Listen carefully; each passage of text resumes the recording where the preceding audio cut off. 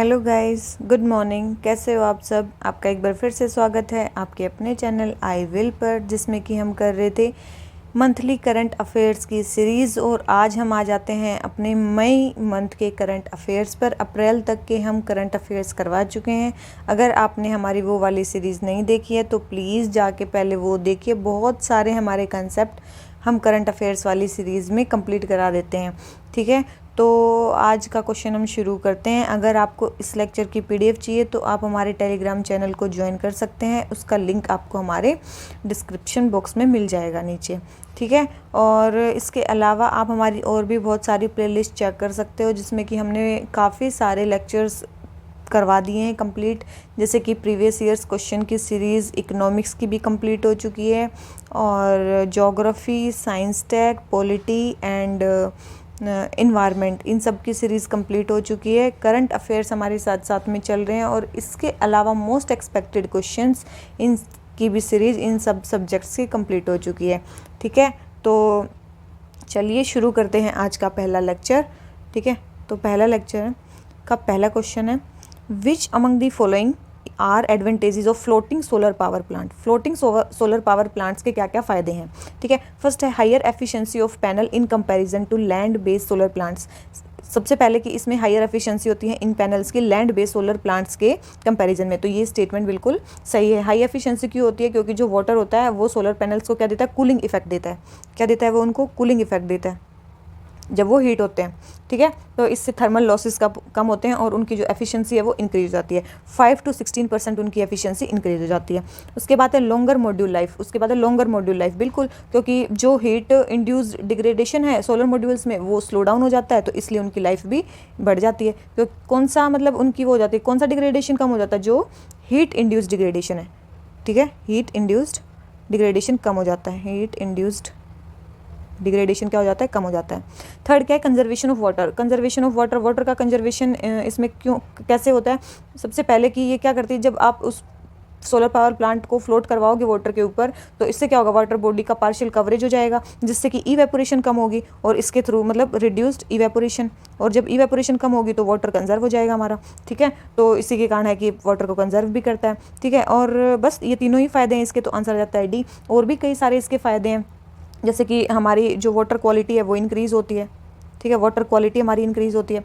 उसके अलावा land occupancy land occupancy नहीं होती इसमें, वैसे ही लैंड की कमी है। ठीक है, लैंड ऑक्यूपेंसी नहीं होती। और बस यही है इनके फ़ायदे तो। और मेनली क्या है? एल्गल ब्लूमिंग बहुत कम होती है, कम हो जाती है। ठीक है, क्योंकि जो ये ग्रिड है ये इंटरकनेक्टेड होती है। ठीक है, तो इसमें जो एल्गल ब्लूमिंग होती है वो कम हो जाती है। ठीक है, एल्गल ब्लूमिंग भी कम हो जाती है। ठीक है, एल्गल ब्लूमिंग भी कम हो जाती है। इसके अलावा बहुत कई सारे मतलब कई मैं जो नाम लिखाऊंगी अभी, ये सारे प्लांट्स काफ़ी फेमस हैं, जो कि फ्लोटिंग सोलर पावर प्लांट्स हैं। ठीक है, तो इनमें कुछ फेमस हैं जो कि शायद आ सकते हैं। सबसे पहले है बनासुरा सागर रिजर्वायर। बनासुरा सागर रिजर्वायर ये क्या है? केरला का है। ठीक है, ये कहाँ पे का है? केरला का है। उसके बाद है रामागुंडम। उसके बाद क्या है? रामागुंडम। रामागुंडम हमारा कहाँ का है? तेलंगाना का है। ठीक है, रामागुंडम कहाँ का है? तेलंगाना का है। उसके बाद है हमारा सिमहरी थर्मल पावर प्लांट। सिमहरी, ये सिमहरी कहाँ का है? ये सिमहाद्री। ठीक है, सिमहाद्री कहाँ का है? सिमहाद्री हमारा विशाखापट्टनम, और ये कहाँ पे है? आंध्रा में। ठीक है, उसके बाद है कायाकुलम। उसके बाद क्या है? कायाकुलम कहाँ पे है? ये भी केरला में है।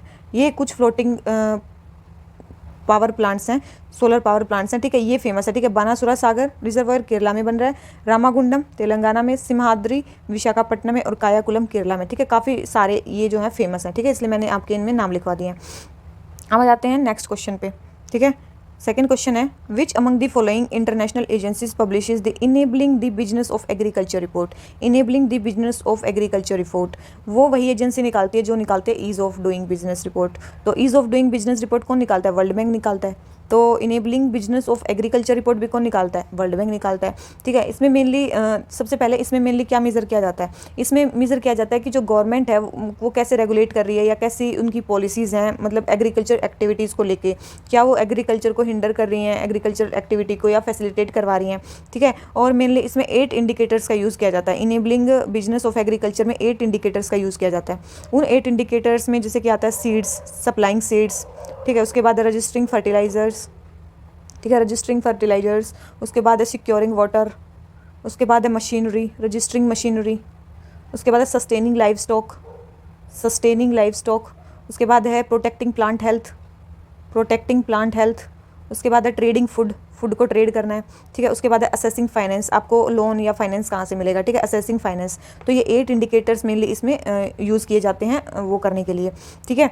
एक और चीज़ याद रखना, इसमें जो नेचुरल फैक्टर हैं जो फार्मर की प्रोडक्टिविटी को अफेक्ट करते हैं, नेचुरल फैक्टर्स जैसे कि हो गया सोइल, टेम्परेचर, प्रिसिपिटेशन, ये सारी चीज़ें इसमें मेज़र नहीं की जाती हैं, ठीक है। याद रखना ये चीज़ें नहीं मेज़र कर जाती हैं, केवल और केवल जो गवर्नमेंट प्रोवाइड कर सकती है वो चीज़ें मेनली वो की जाती हैं, ठीक है। मेनली इसमें और कितनी कंट्रीज़ आती हैं? 101 कंट्रीज़ को ये वो करता है की रैंकिंग देता है, ठीक है। उसके बाद टॉप परफॉर्मिंग में कौन आता है? टॉप परफॉर्मिंग में फ्रांस और क्रोशिया, ठीक है। वर्ल्ड में फ्रांस एंड क्रोशिया सबसे आगे हैं। और अमर्जिंग ग्रुप्स में जो अमर्जिंग कंट्रीज़ हैं, इमर्जिंग कंट्रीज़ हैं, उनमें कौन है? अमर्जिंग कंट्रीज़ में टर्की, अमर्जिंग कंट्रीज़ में कौन आता है? टर्की, ठीक है। उसके अलावा इंडिया की परफॉर्मेंस की बात करें तो इंडिया की परफॉर्मेंस 2019 में, इंडिया की परफॉर्मेंस 2019 में जो इंडिया की रैंक आई थी वो आई थी 49th आउट ऑफ 101 कंट्रीज़, ठीक है। 5 में मतलब वीक था और 3 में हाई था, जैसे कि मतलब 3 इंडिकेटर्स में इंडिया हाई था। 3 हाई इंडिकेटर्स में कहाँ किस में था? एक तो सीड्स में था, एक ट्रेडिंग फूड में था और एक असेसिंग फाइनेंस में था। इन 3 चीज़ों में इंडिया आगे था और 5 इंडिकेटर्स में इंडिया सब पीछे ही था, ठीक है। और इस रिपोर्ट का क्या फ़ायदा है? इस रिपोर्ट का मेन फ़ायदा ये है कि गवर्नमेंट को ये अपने मतलब पॉलिसीज़ में लैकुने पता चल जाते हैं कि हमारी पॉलिसीज़ में क्या क्या कमियां हैं और हम कहाँ कहाँ इन्वेस्ट कर सकते हैं एग्रीकल्चर में, ठीक है। तो ये चीज़ है, तो ये हो जाता है हमारा क्वेश्चन का आंसर बी, ठीक है। तो बस और एक और चीज़ है इसमें ये बताई गई है कि इंडिया में second list favourable regulatory environment है फार्मिंग एक्टिविटीज़ के लिए। Second list favourable regulatory environment मतलब पीछे से फर्स्ट, मतलब पीछे से सेकंड है इंडिया, ठीक है। आगे से सेकंड नहीं, पीछे से सेकंड है। India has second list favourable regulatory environment for farming activities, ठीक है। आ जाते हैं क्वेश्चन नंबर 3 पे। प्रधानमंत्री स्वास्थ्य सुरक्षा निधि के बारे में बताना। ये क्वेश्चन सितंबर मंथ की जो मैं करंट अफेयर्स करवा रही थी ना, उसका 3rd क्वेश्चन है ये, ठीक है। उसमें 3rd क्वेश्चन में मैंने ये करवाया है, पहले ही क्वेश्चन में ये करवाया है प्रधानमंत्री स्वास्थ्य सुरक्षा निधि के बारे में, ठीक है। तो फिर भी देख लेते हैं। It has been set up as a dedicated and non lapsable fund, single reservable non lapsable fund to collect certain share of proceeds from health and education cess, बिल्कुल ये उसी से वो किया गया है। नॉन लैप्सेबल फंड है और मेनली इसके जो कहाँ से कलेक्ट किया जाएगा? हेल्थ एंड एजुकेशन सेस आता है वहाँ से। सेकंड है, this fund would be solely utilised for funding PM Atmanirbhar Swachh Bharat Yojana which was Swasth Bharat Yojana which was launched in union budget 2021-2022। तो सबसे पहले तो ये पहली स्टेटमेंट होगी सही, और जो सेकेंड स्टेटमेंट है जो बोल रखा कि ये सोली ये आत्मनिर्भर स्वस्थ भारत योजना के लिए यूज़ होगा, तो ये स्टेटमेंट बिल्कुल रॉन्ग है। क्यों?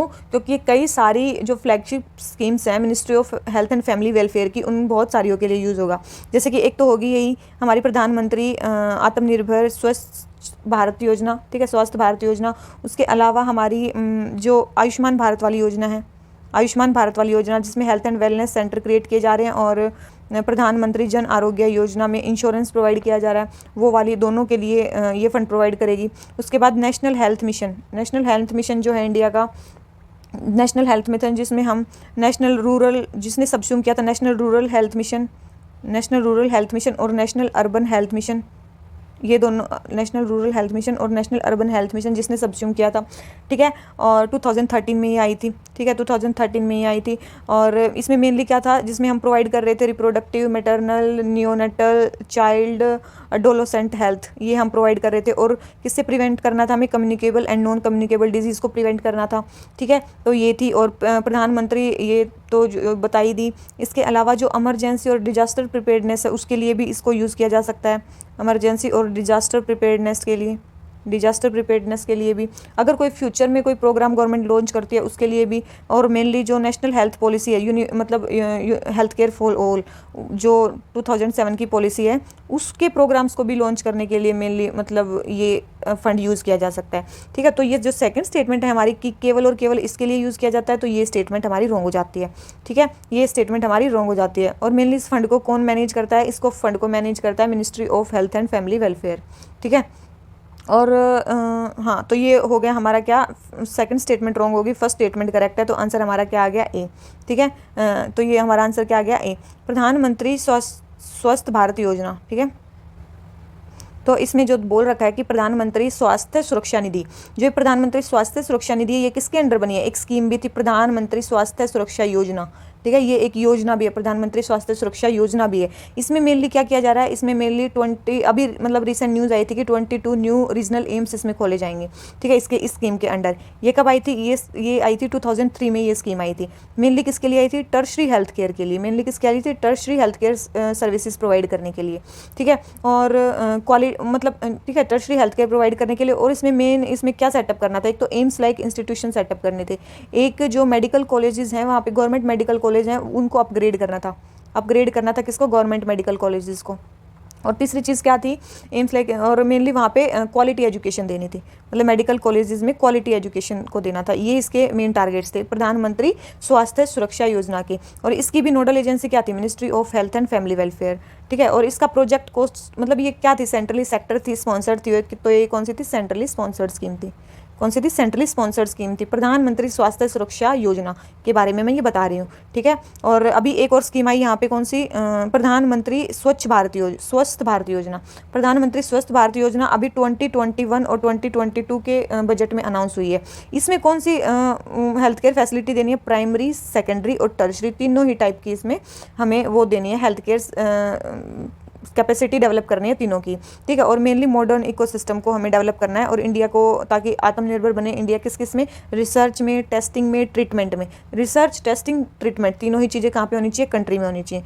ठीक है, तो मतलब रिसर्च, टेस्टिंग, ट्रीटमेंट तीनों ही चीज़ें कहाँ होनी चाहिए, इंडिया में होनी चाहिए। तो उसमें इंडिया को आत्मनिर्भर बनाना है। तो हमारी जितनी भी चीज़ें हैं इस स्कीम्स के बारे में सारी हो जाती हैं कंप्लीट। आंसर आ जाता है ए। आ जाते हैं क्वेश्चन नंबर 4 पे। क्या बोलता है, स्पेशल ड्राइंग राइट्स के बारे में बताना है, स्पेशल ड्राइंग राइट्स। ठीक है, क्या बोलता है, फर्स्ट है, it is an interest bearing international reserve asset created by IMF। बिल्कुल, ये क्या है, interest bearing international reserve asset है IMF के अंडर। बिल्कुल, यहाँ पे क्या है, इसका मतलब आपको इंटरेस्ट मिलेगा। सेकंड क्या है कि दी SDR can not be held by private entities और इंडिविजुअल्स। ये भी स्टेटमेंट सही है कि मेनली इसमें इसको कौन हेल्ड कर सकता है, गवर्नमेंट्स। ठीक है, गवर्नमेंट्स इसको हेल्ड कर सकती हैं। उसके बाद आ जाती है third statement, the value of SDR is denominated in terms of dollar. बिल्कुल, जो SDR की वैल्यू है वो किस टर्म में डिनोमिनेट होती है, डॉलर के टर्म में डिनोमिनेट होती है। और मेनली SDR में कौन कौन सी करेंसी की बास्केट है, कौन कौन सी करेंसी की बास्केट है, तो उसमें कौन कौन सी है, डॉलर भी है, यूरो है, और कौन कौन सी है, पाउंड है। ठीक है, पाउंड है, येन है, और युआन है। युआन मतलब रेनिम्बी भी है जो 2016 में ऐड हुई थी। ठीक है, तो ये सारी कंट्री हैं इसमें, लेकिन डिनोमिनेट इसको किसके टर्म में किया जाता है, डॉलर की टर्म में। ठीक है, और मेनली ये जो SDR करेंसीज हैं ये कैसे एलोकेट होती हैं, ये मेनली IMF कोटा के बेस पे एलोकेट होती हैं, IMF कोटा के बेस पे ये एलोकेट होती हैं। ठीक है, और इसकी वैल्यू कैसे सेट की जाती है, इसकी वैल्यू डेली बेसिस पे सेट की जाती है, डेली बेसिस पे इसकी वैल्यू सेट की जाती है, मतलब SDR की। क्यों, क्योंकि एक्सचेंज रेट चेंज होता रहता है ना डेली बेसिस पे, इन करेंसीज का जो एक्सचेंज रेट चेंज होता रहता है उसके बेस पे इनका, तो SDR की वैल्यू भी डेली सेट की जाती है। ठीक है, और डिनोमिनेट होती है हमारी डॉलर में, ये तो मैंने बता ही दिया।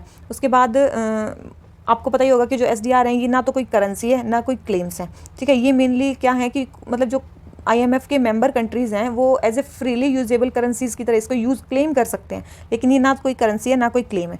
ठीक है, बस ये यूज़ हो सकते हैं। उसके बाद इसको SDRs को और क्या कहा जाता है, इनको पेपर गोल्ड भी बोला जाता है। इनको क्या बोला जाता है, पेपर गोल्ड भी बोला जाता है। मतलब ऐसा है कि जैसे आप गोल्ड में इन्वेस्ट कर रहे हो। ठीक है, क्योंकि ये केवल और केवल एक अकाउंटिंग एंटिटी है, मतलब आर्टिफिशियल करेंसी है, कोई गोल्ड इसमें इन्वॉल्व है नहीं। ठीक है, इंडिया का कितना कोटा है, इंडिया का मतलब कौन सा कोटा है IMF के अंडर, तो इंडिया का 8th लार्जेस्ट कोटा है। ठीक है, IMF के अंडर। तो और सबसे ज़्यादा कोटा किसका है, USA का है। उसके बाद किसका है, जापान का है। ठीक है, SDR कोटे के बारे में बात कर रही हूँ मैं। और उसके बाद आ जाता है हमारा चाइना। ठीक है, ये है इनका कोटा, SDR कोटा, और इंडिया का 8th लार्जेस्ट कोटा है। ठीक है, और उसके बाद इसमें वोटिंग जब होती है बाई चांस, मतलब जो बात हुई कि इसमें वोटिंग होती है, अगर इसमें वोटिंग होती है तो कौन जाता है कंट्री की तरफ से? तो जो फाइनेंस मिनिस्टर होते हैं वो हमारे जाते हैं, वो एक्स ऑफिशियो मेंबर होते हैं IMF बोर्ड ऑफ गवर्नर्स के, ठीक है। तो हमारे फाइनेंस मिनिस्टर जाते हैं वहाँ वोटिंग के लिए। अगर ये एब्सेंट है, अगर हमारे फाइनेंस मिनिस्टर बाई चांस नहीं है, तो इनकी जगह वोटिंग कौन करेगा? तो हमारे जो RBI के गवर्नर है वो करेंगे, RBI के गवर्नर जाएंगे फिर, ठीक है। तो ये हो गया हमारा SDR के बारे में सारी चीज़ें कंप्लीट, ठीक है। आ जाते हैं क्वेश्चन नंबर 5 पे। क्वेश्चन नंबर 5 हमें क्या बोलता है? क्वेश्चन नंबर 5 बोलता है स्मॉल सेविंग स्कीम्स के बारे में बताना है। फर्स्ट है the collection from the small saving schemes get credited into national small saving fund.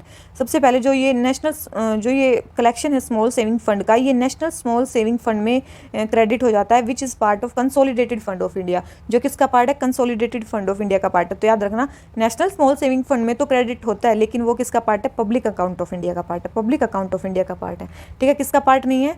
इसका पार्ट नहीं है, कंसोलिडेटेड फंड का पार्ट नहीं है। और ठीक है, तो ये स्कीम कब आई थी? 1999 में आई थी।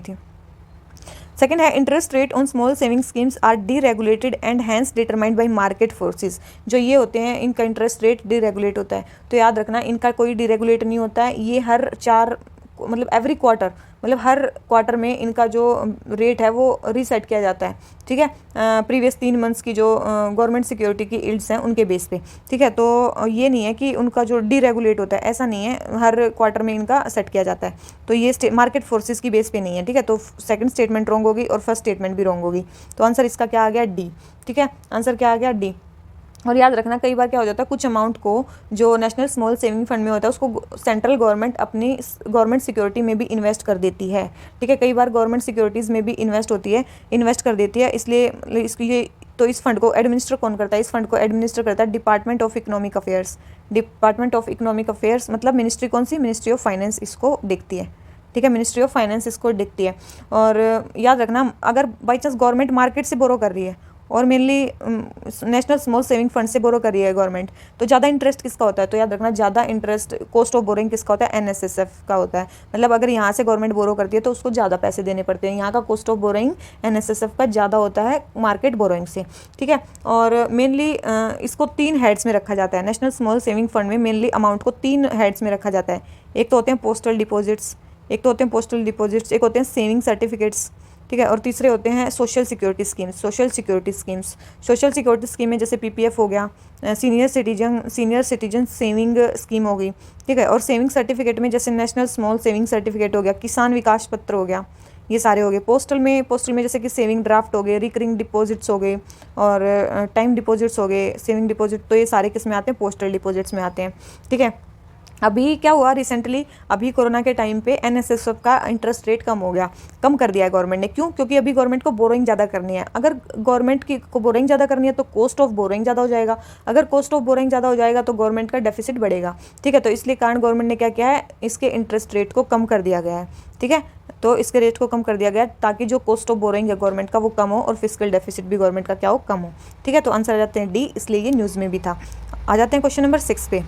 सबसे पहले लॉजिस्टिक परफॉर्मेंस इंडेक्स, ये क्वेश्चन हम कम से कम 2 से 3 बार कर चुके हैं लॉजिस्टिक परफॉर्मेंस इंडेक्स के बारे में, ठीक है। लॉजिस्टिक परफॉर्मेंस इंडेक्स को कौन निकालता है? वर्ल्ड बैंक ही निकालता है। फर्स्ट स्टेटमेंट बिल्कुल सही है। सेकंड है ट्रेड फैसिलिटेशन इंडेक्स, इसको कौन निकालता है? इसको निकालता है OECD। इसको कौन निकालता है? OECD, ट्रेड फैसिलिटेशन इंडेक्स, ठीक है। इकोनॉमिक सर्वे और बजट वाले क्वेश्चन में आएगा ये, ठीक है। और फिर है enabling trade index. Enabling trade index को कौन निकालता है? इसको निकालता है वर्ल्ड इकोनॉमिक फोरम। कौन निकालता है इनेबलिंग ट्रेड इंडेक्स को? World Economic Forum. इन दोनों इंडेक्स को याद रखना, ठीक है। ये कब आएंगे? इकोनॉमिक सर्वे और बजट वाले चैप्टर में। तो दोनों ही सेकंड एंड थर्ड होंगे, तो आंसर क्या आ गया इसका? ए, ठीक है। आंसर क्या आ गया? ए। आ जाते हैं क्वेश्चन नंबर 7 पे। आधार इनेबल्ड पेमेंट सर्विसेज, आधार इनेबल्ड पेमेंट सर्विसेज के बारे में बताना है, ठीक है। आधार इनेबल्ड पेमेंट सर्विसेज, सबसे पहले है it enables a person to use Aadhaar as his identity to access his bank account and perform basic banking transactions. तो बिल्कुल सही है, यही तो है Aadhaar enabled payment service. Second है the payment system has been developed by UIDAI, इसने इसको डेवलप किया। तो याद रखना, इन्होंने इसको डेवलप नहीं किया, किसने किया इनको डेवलप? NPCI ने। किसने? National payment corporation of India ने, ठीक है। मेनली क्या है ये? मेनली आधार इनेबल्ड पेमेंट सिस्टम क्या है? ये बैंक लेड मॉडल है, जिसमें क्या किया जाएगा? जिसमें ऑनलाइन जो इंटर ऑपरेबल फाइनेंशियल ट्रांजेक्शन्स है ना, POS के थ्रू, मतलब POS पे बैंकिंग को बिजनेस कोरेस्पोंडेंट्स के थ्रू अलाउ किया जाएगा, ठीक है। Online inter operable financial transaction, ठीक है। किसके थ्रू? POS पे बैंकिंग सॉरी बिजनेस कॉरेस्पॉन्डेंट के थ्रू इसमें वो किया जाएगा। ठीक है, तो बैंक लेड मॉडल है जिसमें बिजनेस कॉरेस्पॉन्डेंट को क्या दिया जाएगा, पीओएस मशीन दी जाएगी, जिसमें वो क्या करेंगे, इंटर ऑपरेबल फाइनेंशियल ट्रांजेक्शन्स करेंगे। ठीक है, इंटर ऑपरेबल फाइनेंशियल ट्रांजेक्शन करेंगे। ठीक है, और मेनली इसमें क्या है, कस्टमर्स को एम्पावर किया जाता है कि वो अपने आधार कार्ड को एज ए आइडेंटिटी यूज़ कर सकते हैं अपने आधार इनेबल्ड बैंक अकाउंट को एक्सेस करने के लिए, और मेनली बेसिक जो ट्रांजैक्शंस हैं वो करने के लिए। ठीक है, तो मेनली किसके थ्रू होता है, ये बिजनेस कोरेस्पॉन्डेंट के थ्रू होता है। ठीक है, तो इसके पास क्या होता था, मेनली बैंकिंग कोरेस्पॉन्डेंट के पास एक पीओएस मतलब एक hand held micro ATM machine होती है। क्या होती है, हैंड हेल्ड एक माइक्रो एटीएम मशीन होती है, उसमें वो करता है मेनली, उसमें क्या चाहिए, बैंक का नाम चाहिए, आधार कार्ड चाहिए और फिर आपका फिंगरप्रिंट चाहिए, ये तीन ही चीज़ चाहिए उसमें। ठीक है, और आपके पैसे जो भी आपको करना होगा निकालने होंगे आप निकल जाएंगे। ठीक है, तो आंसर हो गया ए। ठीक है, तो सेकंड है रॉन्ग। आ जाते हैं क्वेश्चन नंबर 8 पे। क्वेश्चन नंबर 8 हमें क्या बोलता है, ये क्वेश्चन भी हम कर चुके हैं। ठीक है, हमारे ज्योग्राफी के क्वेश्चंस में फिर भी एक बार देख लेते हैं। सबसे पहले है मिनरल्स के बारे में। This centre make rules related to mining of major minerals while this state make rules related to minor minerals. जो सेंटर है वो रूल्स बनाता है मेजर मिनरल्स से रिलेटेड, और जो स्टेट है वो रूल बनाती है माइनर मिनरल्स से रिलेटेड। बिल्कुल सही है। सेकंड है the state can make rules relating to prevention of illegal mining of all minerals including major minerals. तो ये चीज़ याद रखना कि जो स्टेट है वो अगर इलीगल माइनिंग वहाँ पे हो रही है तो इलीगल माइनिंग से रिलेटेड चाहे मेजर मिनरल्स हो चाहे माइनर मिनरल्स हो, दोनों के लिए रूल स्टेट गवर्नमेंट बना सकती है। तो ये स्टेटमेंट भी सही है। तो इसका आंसर हमारा क्या हो गया, सी। ठीक है, इसका आंसर हमारा क्या हो गया, सी। और मेनली ये जो है किस एक्ट के अंडर वो होते हैं, रेगुलेट होते हैं, माइंस एंड मिनरल्स। किस एक्ट के under, mines and minerals development and regulation act 1957 के अंडर ये रेगुलेट होते हैं। ठीक है, और मेनली किसके अंडर ये प्रोवाइड किए गए हैं, फर्स्ट शेड्यूल के अंडर। ठीक है, ये प्रोवाइड किए गए हैं। माइनर मिनरल्स मैंने बताया था कि कौन से होते हैं, जैसे कि सैंड हो गया, क्ले हो गया, ग्रेवल, स्टोन, जितने भी ये ऐसी चीज़ें हैं ये सारी माइनर मिनरल्स में आते हैं। ठीक है, माइनर मिनरल्स में आते हैं ये, और 86 इंडिया में मतलब मेनली माइनर मिनरल्स हैं। ठीक है, और इनको मेनली वो कौन करता है, नोटिफाई कौन कर सकता है कि कोई माइनर मिनरल है कि क्या है, मेजर मिनरल है, इसको नोटिफाई कौन करता है, सेंट्रल गवर्नमेंट नोटिफाई करती है। नोटिफाई इनको कौन करता है, नोटिफाई करती है कौन, सेंट्रल गवर्नमेंट। ठीक है, सेंट्रल गवर्नमेंट नोटिफाई करती है कि कोई मिनरल कौन सा है। ठीक है, उसके बाद जो स्टेट है वो उसके लिए रूल्स बना सकती हैं, माइनर मिनरल्स के अंडर रूल बना सकती हैं कि उनको कितना यूज़ करना है, क्या करना है। ठीक है, उसके लिए रूल बना सकते हैं, लेकिन मेन नोटिफाई कौन करेगा कि ये माइनर है कि मेजर है, सेंट्रल गवर्नमेंट नोटिफाई करेगी उनको। ठीक है, और माइनर मिनरल्स में टॉप कौन है, मतलब टॉप अगर वैल्यू में बात की जाए, अगर वैल्यू में बात की जाए तो माइनर मिनरल्स में टॉप स्टेट कौन सी है, तो माइनर मिनरल्स में टॉप स्टेट कौन सी है, तो है आंध्रा। कौन सी है, आंध्रा, आंध्र प्रदेश, उसके बाद है गुजरात और उसके बाद है महाराष्ट्र। ठीक है, आंध्र प्रदेश, गुजरात, फिर है महाराष्ट्र। ये है वैल्यू में माइनर मिनरल्स की। ठीक है, और बस तो यही है। और मेजर मिनरल्स के लिए तो जो पावर है मेनली है ही हमारी मिनिस्ट्री ऑफ माइंस, मतलब सेंट्रल गवर्नमेंट के अंदर। ठीक है, और मेजर मिनरल्स में कौन से आते हैं, वही आते हैं कोल, एटॉमिक मतलब जो भी मिनरल्स होते हैं, आयरन, कॉपर, लेड, जिंक, ये सारे किस में आते हैं, मेजर मिनरल्स में आते हैं। ठीक है, ये सारे मेजर मिनरल्स में आते हैं। अब एक याद रखना, अभी रिसेंटली अमेंडमेंट हुआ है, mines and minerals development and regulation amendment bill आया है 2021 में। अमेंडमेंट बिल आया है कब, 2021 में एक अमेंडमेंट बिल आया है। इसमें क्या है, मेनली जो एंड यूज़ ऑफ मिनरल्स है ना, उससे रिस्ट्रिक्शन हटा दी गई है। ठीक है, removal of restriction on and use of minerals, on and use of minerals, and use of minerals से जो रिस्ट्रिक्शन है वो हटा दी गई है कि आपको कहाँ पे यूज़ करना है। जैसे कि मान लो कहीं पे आयरन और मतलब कोई माइन है, ठीक है, मेनली उस आयरन और माइन से किसी मतलब स्टील प्लांट के लिए ही वहाँ से आयरन जा सकता है। लेकिन अब क्या होगा, अब उन माइंस को बोलते हैं जहाँ पे किसी पर्टिकुलर इंडस्ट्री के लिए ही जहाँ से माइनिंग होती है, तो उनको बोलते हैं कैप्टिव माइंस। क्या बोलते हैं उनको, उनको बोलते हैं कैप्टिव माइंस। अब उनसे रिस्ट्रिक्शन हटा दी गई है, वो कहीं और पे भी अपने मिनरल्स को बेच सकते हैं अपनी रिक्वायरमेंट पूरी होने के बाद। ठीक है, 50%, और बाद में हो जाएगा कि 50% से ज़्यादा भी ओपन मार्केट में वो अपने जो मटेरियल है उसको बेच सकती हैं। ठीक है, तो यही है। और अभी एक और चीज़ की गई है कि जो एग्जिस्टिंग, जो अगर बाई चांस एग्जिस्टिंग लीज जो दी थी हमने वो एक्सपायर हो गई, ठीक है, मान ली एक्सपायरी हो गई है जो एग्जिस्टिंग लीज है उसकी, तो क्या होगा, जो माइंस हैं वो न्यू लीज को 2 साल के लिए ट्रांसफ़र कर दी जाएंगी, 2 ईयर्स के लिए ट्रांसफ़र कर दी जाएंगी। ठीक है, और उनको उस 2 साल के अंदर क्लियरेंस लेना होगा, उनको उन 2 साल के अंदर न्यू लीज को क्लियरेंस लेना होगा, नहीं तो फिर वो किसी और को चली जाएंगी, ठीक है। नहीं, अगर उन्होंने क्लियरेंस नहीं लिया 2 साल के अंदर तो वो किसी और के अंडर चली जाएंगी। पहले क्या था, वो कभी तक भी ले सकते थे, मतलब ठीक है। पहले क्या था, वो through out the lease period, मतलब न्यू लीज के पास ही रहती थी। मान लो लीज पीरियड 20 साल का है तो 20 साल तक उन्हीं के पास रहती थी वो, लेकिन अब ऐसा नहीं है, उनको 2 साल के लिए दी जाएगी। क्लियरेंस लो, अगर आपने क्लियरेंस नहीं ले पाई तो फिर आपसे वो छीन ली जाएगी, ठीक है। और एक और चीज़ इस बिल में प्रोवाइड की गई है, क्या, नॉन एक्सक्लूसिव रिकॉनेसेंस परमिट इसमें प्रोवाइड किया गया है। मतलब जो प्रोस्पेक्टिंग है मिनरल्स की थ्रू सर्टेन सर्वे, ठीक है। पहले ही मतलब मिनरल्स की जो प्रोस्पेक्टिंग है वो सर्वे के थ्रू कर सकते हैं, ठीक है। तो ये भी प्रोवाइड कर दी गई है। तो ये है कुछ अमेंडमेंट बिल के बारे में, 3 चीज़ें बताई गई हैं, और ये है हमारे माइनर मिनरल्स, मेजर मिनरल्स के बारे में, ठीक है। अब हम आ जाते हैं क्वेश्चन नंबर 9 पे। क्वेश्चन नंबर 9 क्या बोलता है, शेड्यूल बैंक्स के बारे में कौन सी चीज़ें इनकरेक्ट है, इनकरेक्ट बतानी है, ठीक है।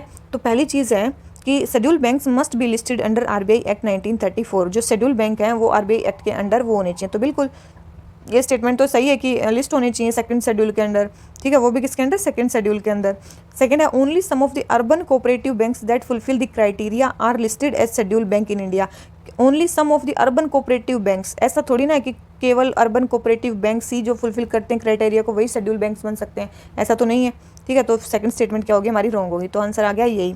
थर्ड है, payment bank and small financial bank. Payment bank और small financial bank are not listed as schedule banks.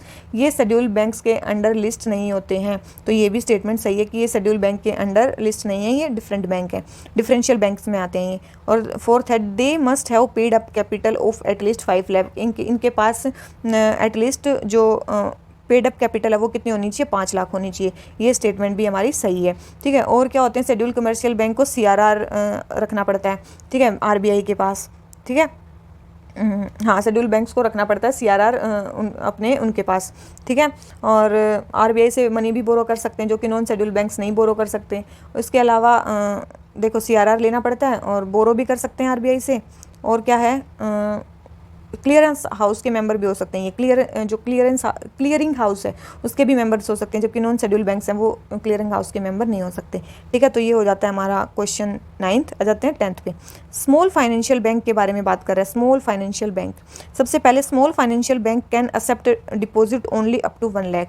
ये जो है ओनली 1 लाख तक ही डिपॉजिट एक्सेप्ट कर सकते हैं। तो ऐसा नहीं है, इनके ऊपर कोई रिस्ट्रिक्शन नहीं है, कितना भी ये डिपॉजिट एक्सेप्ट करते हैं विदाउट रिस्ट्रिक्शन, ठीक है। यहाँ पे कोई रिस्ट्रिक्शन नहीं है, ठीक है। याद रखना ये चीज़। स्मॉल फाइनेंशियल बैंक का नाम बेशक स्मॉल है, लेकिन ये कितनी भी पेमेंट एक्सेप्ट कर सकते हैं, ठीक है। सेकंड है कि the deposits with the small finance banks are insured by DICGC। इनका जो अमाउंट है वो DICGC के अंडर कवर्ड है, तो ये भी इंश्योर्ड है इसके अंडर। तो सेकंड स्टेटमेंट सही है, फर्स्ट हमारी रॉन्ग है। तो आंसर क्या आ जाता है हमारा बी, ठीक है। आंसर क्या आ जाता है बी। अब स्मॉल फाइनेंशियल बैंक बनने के लिए और क्या क्या चीज़ें हैं, तो देखो स्मॉल फाइनेंशियल बैंक में क्या, एक तो आपकी मिनिमम जो कैपिटल होनी चाहिए, वो 100 करोड़ होनी चाहिए। कितनी होनी चाहिए, 100 करोड़ एक तो आपकी कैपिटल होनी चाहिए, ठीक है। और मेनली आपके पास कितना होना चाहिए, 10 ईयर का एक्सपीरियंस होना चाहिए, 10 ईयर का एक्सपीरियंस होना चाहिए, ठीक है। और तीसरी चीज़ क्या है कि एक तो ये पेमेंट बिना उसके कर सकते हैं, एक ये डेबिट कार्ड भी इशू कर सकते हैं और क्रेडिट कार्ड भी इशू कर सकते हैं, ठीक है। स्मॉल फाइनेंशियल बैंक डेबिट और क्रेडिट दोनों कार्ड वो कर सकते हैं। और इसमें PSL लिमिट भी होती है 75% की, ठीक है, प्रायोरिटी सेक्टर लैंडिंग की, ठीक है। और याद रखना ये 5 साल के ऑपरेशन के बाद, 5 ईयर्स के बाद ये शेड्यूल कमर्शियल बैंक में यूनिवर्सल बैंक, मतलब यूनिवर्सल कमर्शियल बैंक या शेड्यूल कमर्शियल बैंक में वो हो सकते हैं, मतलब क्या अपग्रेड हो सकते हैं या ट्रांसफ़र हो सकते हैं, ठीक है। और मेनली क्या इसमें ऐसा है कि कोई ब्रांचेज रूरल एरियाज़ में होनी चाहिए, तो येस, इसकी जो 25% ब्रांचेज है वो किसके अंडर होनी चाहिए, अनबैंक्ड रूरल एरियाज़ में होनी चाहिए, अनबैंक्ड रूरल एरियाज़ में होनी चाहिए, ठीक है। टोटल 10 है। क्या ये बेसल नॉर्म्स को इनको फॉलो करना पड़ता है, यस, इनको बेसल नॉर्म्स को भी फॉलो करना पड़ता है। और स्मॉल फाइनेंशियल बैंक के लिए 2019 में याद रखना ओन टैप लाइसेंसिंग की वो आई है, ओन टैप लाइसेंस का परमिट इनको मिल गया। अभी इनको ओन टैप लाइसेंस मिल जाएगा। अगर उनको ओन टैप लाइसेंस चाहिए तो मिनिमम देखो, नॉर्मल बैंक में मैंने क्या बताया था 100 करोड़ कैपिटल, लेकिन अगर ओन टैप आपको लाइसेंस चाहिए तो आपकी जो कैपिटल है वो 200 करोड़ होनी चाहिए। कितनी होनी चाहिए, 200 करोड़ होनी चाहिए आपकी कैपिटल। और मेनली जो वो है 10 ईयर का एक्सपीरियंस तो उसको होना ही चाहिए, ठीक है, 10 ईयर का एक्सपीरियंस होना चाहिए। और मेनली किसको फाइनेंस प्रोवाइड करता है, ये small farmers, small business units को, किसको मेनली स्मॉल बिजनेस यूनिट्स को ये मेनली फाइनेंस प्रोवाइड करता है, स्मॉल बिजनेस यूनिट्स को ये मेनली फाइनेंस प्रोवाइड करता है। ठीक है, तो हमारा स्मॉल फाइनेंस बैंक के बारे में 2017 में क्वेश्चन भी आया हुआ है इससे। ठीक है, तो ये जो हमारा स्मॉल फाइनेंस बैंक के बारे में ये चीज़ें कंप्लीट हो जाती हैं। तो याद रखना इसी के साथ एक और है हमारा, ठीक है, एक और बैंक है पेमेंट बैंक, एक और है हमारा पेमेंट बैंक। पेमेंट बैंक में क्या है, इसमें 2016 में क्वेश्चन आया था, इसकी भी कैपिटल है मिनिमम 100 करोड़। ठीक है, लेकिन इसमें कोई भी आप ये केवल और केवल जो डिमांड डिपॉजिट है उसको एक्सेप्ट करता है, ओनली डिमांड डिपॉजिट को एक्सेप्ट करता है। ठीक है, और मैक्सिमम लिमिट है उसकी 1 लाख, मैक्सिमम लिमिट है पेमेंट बैंक की 1 लाख पर ईयर पर कस्टमर। ठीक है, पर ईयर पर कस्टमर इसकी मैक्सिमम जो लिमिट है वो है 1 लाख। डिमांड डिपॉजिट ये एक्सेप्ट कर सकता है ओनली। ठीक है, ओनली, ठीक है, ओनली लिख दो इसके पीछे। ठीक है, कोई एनआरआई डिपॉजिट नहीं, कोई फिक्स डिपॉजिट नहीं, कोई रिकरिंग डिपॉजिट ये नहीं ले सकता। उसके बाद क्या ये डेबिट कार्ड इशू कर सकता है, ये डेबिट कार्ड तो इशू कर सकता है लेकिन ये क्रेडिट कार्ड इशू नहीं कर सकता, क्रेडिट कार्ड इशू नहीं कर सकता। क्यों? क्योंकि ये लोन नहीं दे सकता किसी को, ये लोन नहीं दे सकता किसी को, ये लोन नहीं दे सकता। तो इस पर कोई भी प्रायोरिटी सेक्टर लैंडिंग की वो नहीं है। ठीक है, प्रायोरिटी सेक्टर लैंडिंग के बारे में कुछ नहीं है। ठीक है, और कितने, बस यही है। और 25% एरियाज़ में मतलब कहीं भी अपनी ब्रांच को सेटअप कर सकते हैं। ठीक है, ये 10 थे small financial bank. Payment bank कितने हैं, इनका नंबर अभी 6 है।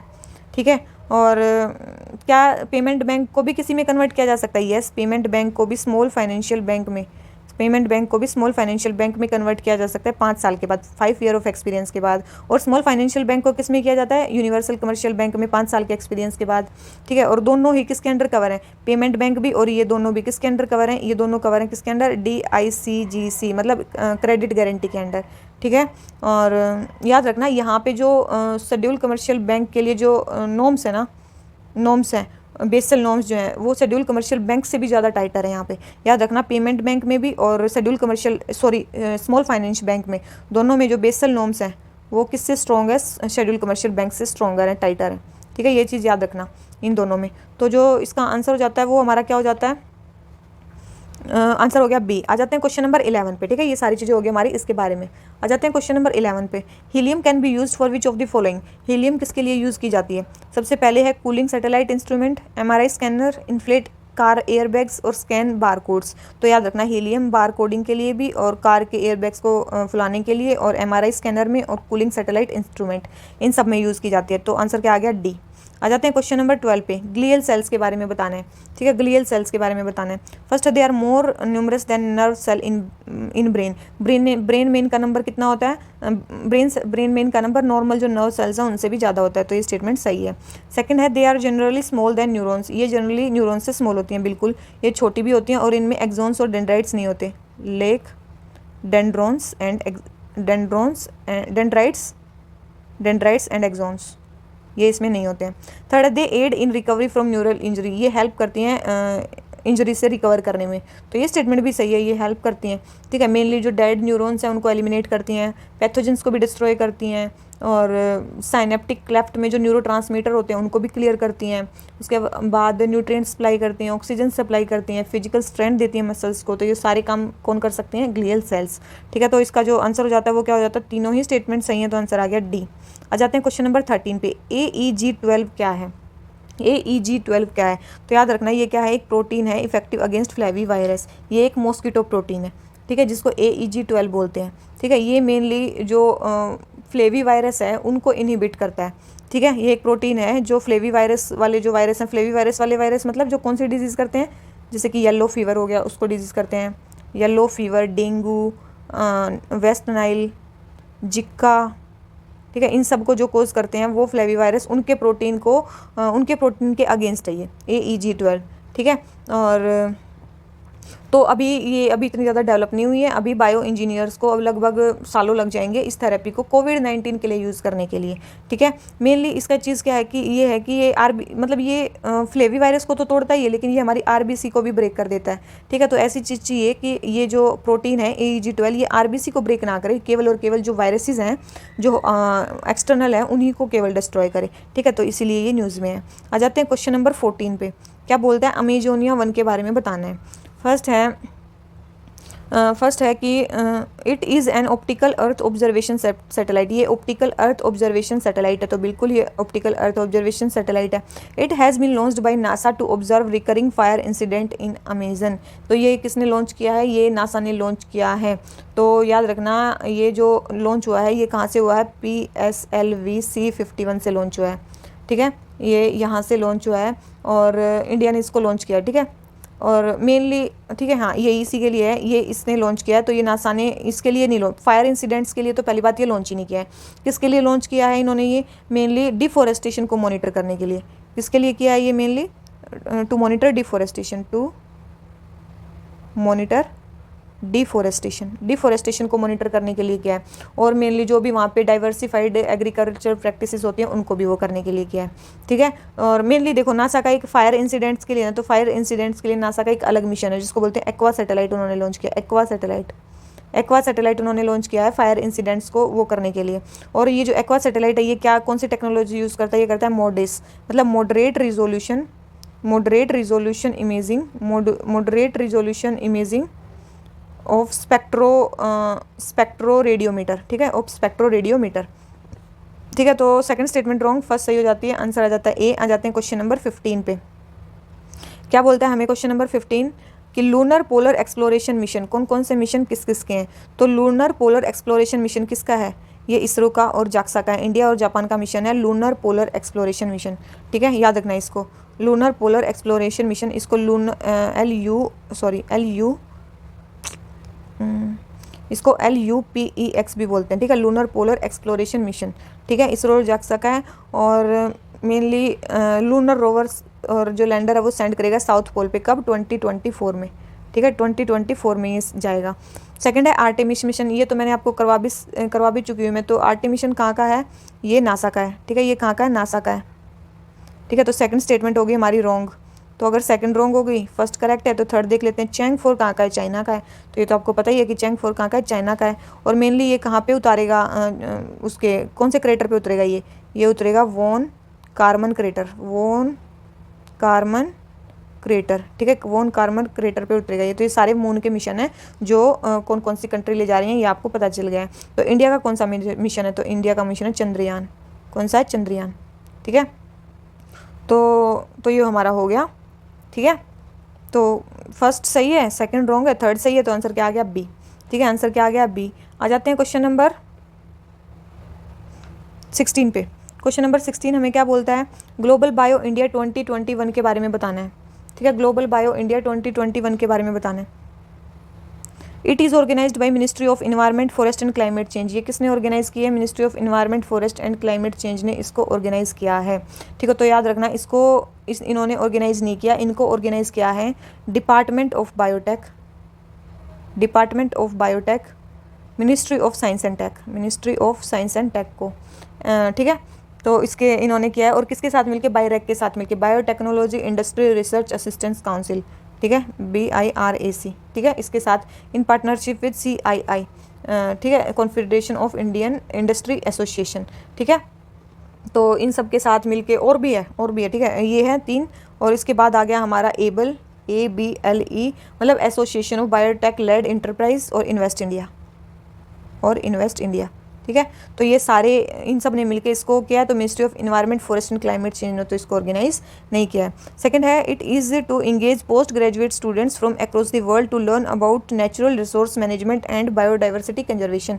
मेनली ये इसके लिए है, इतनी सारी चीज़ों को वो करने के लिए, ग्रेजुएट्स को वो करने के लिए है। तो ये ऐसा नहीं है, ये एक इंटरनेशनल कॉन्ग्रीग्रेशन है बायोटेक स्टेक होल्डर्स का। मेनली किसका है? ये मेनली बायोटेक स्टेक होल्डर्स का कॉन्ग्रीग्रेशन है, ठीक है, बायोटेक स्टेक होल्डर्स का है, जिस international bodies, regulatory bodies, central state ministry सारी इसमें आ जाती हैं, ठीक है, सारी इसमें आ जाती हैं। मेनली ये बताता है कि मेनली ग्लोबल बायो इंडिया क्या बताएगा? इंडिया की स्ट्रेंथ और अपॉर्चुनिटी बायोटेक्नोलॉजी सेक्टर में, नेशनल लेवल पे भी और ग्लोबल लेवल पे भी हमारी क्या क्या स्ट्रेंथ है, क्या क्या हमारी अपॉर्चुनिटीज़ हैं, ठीक है।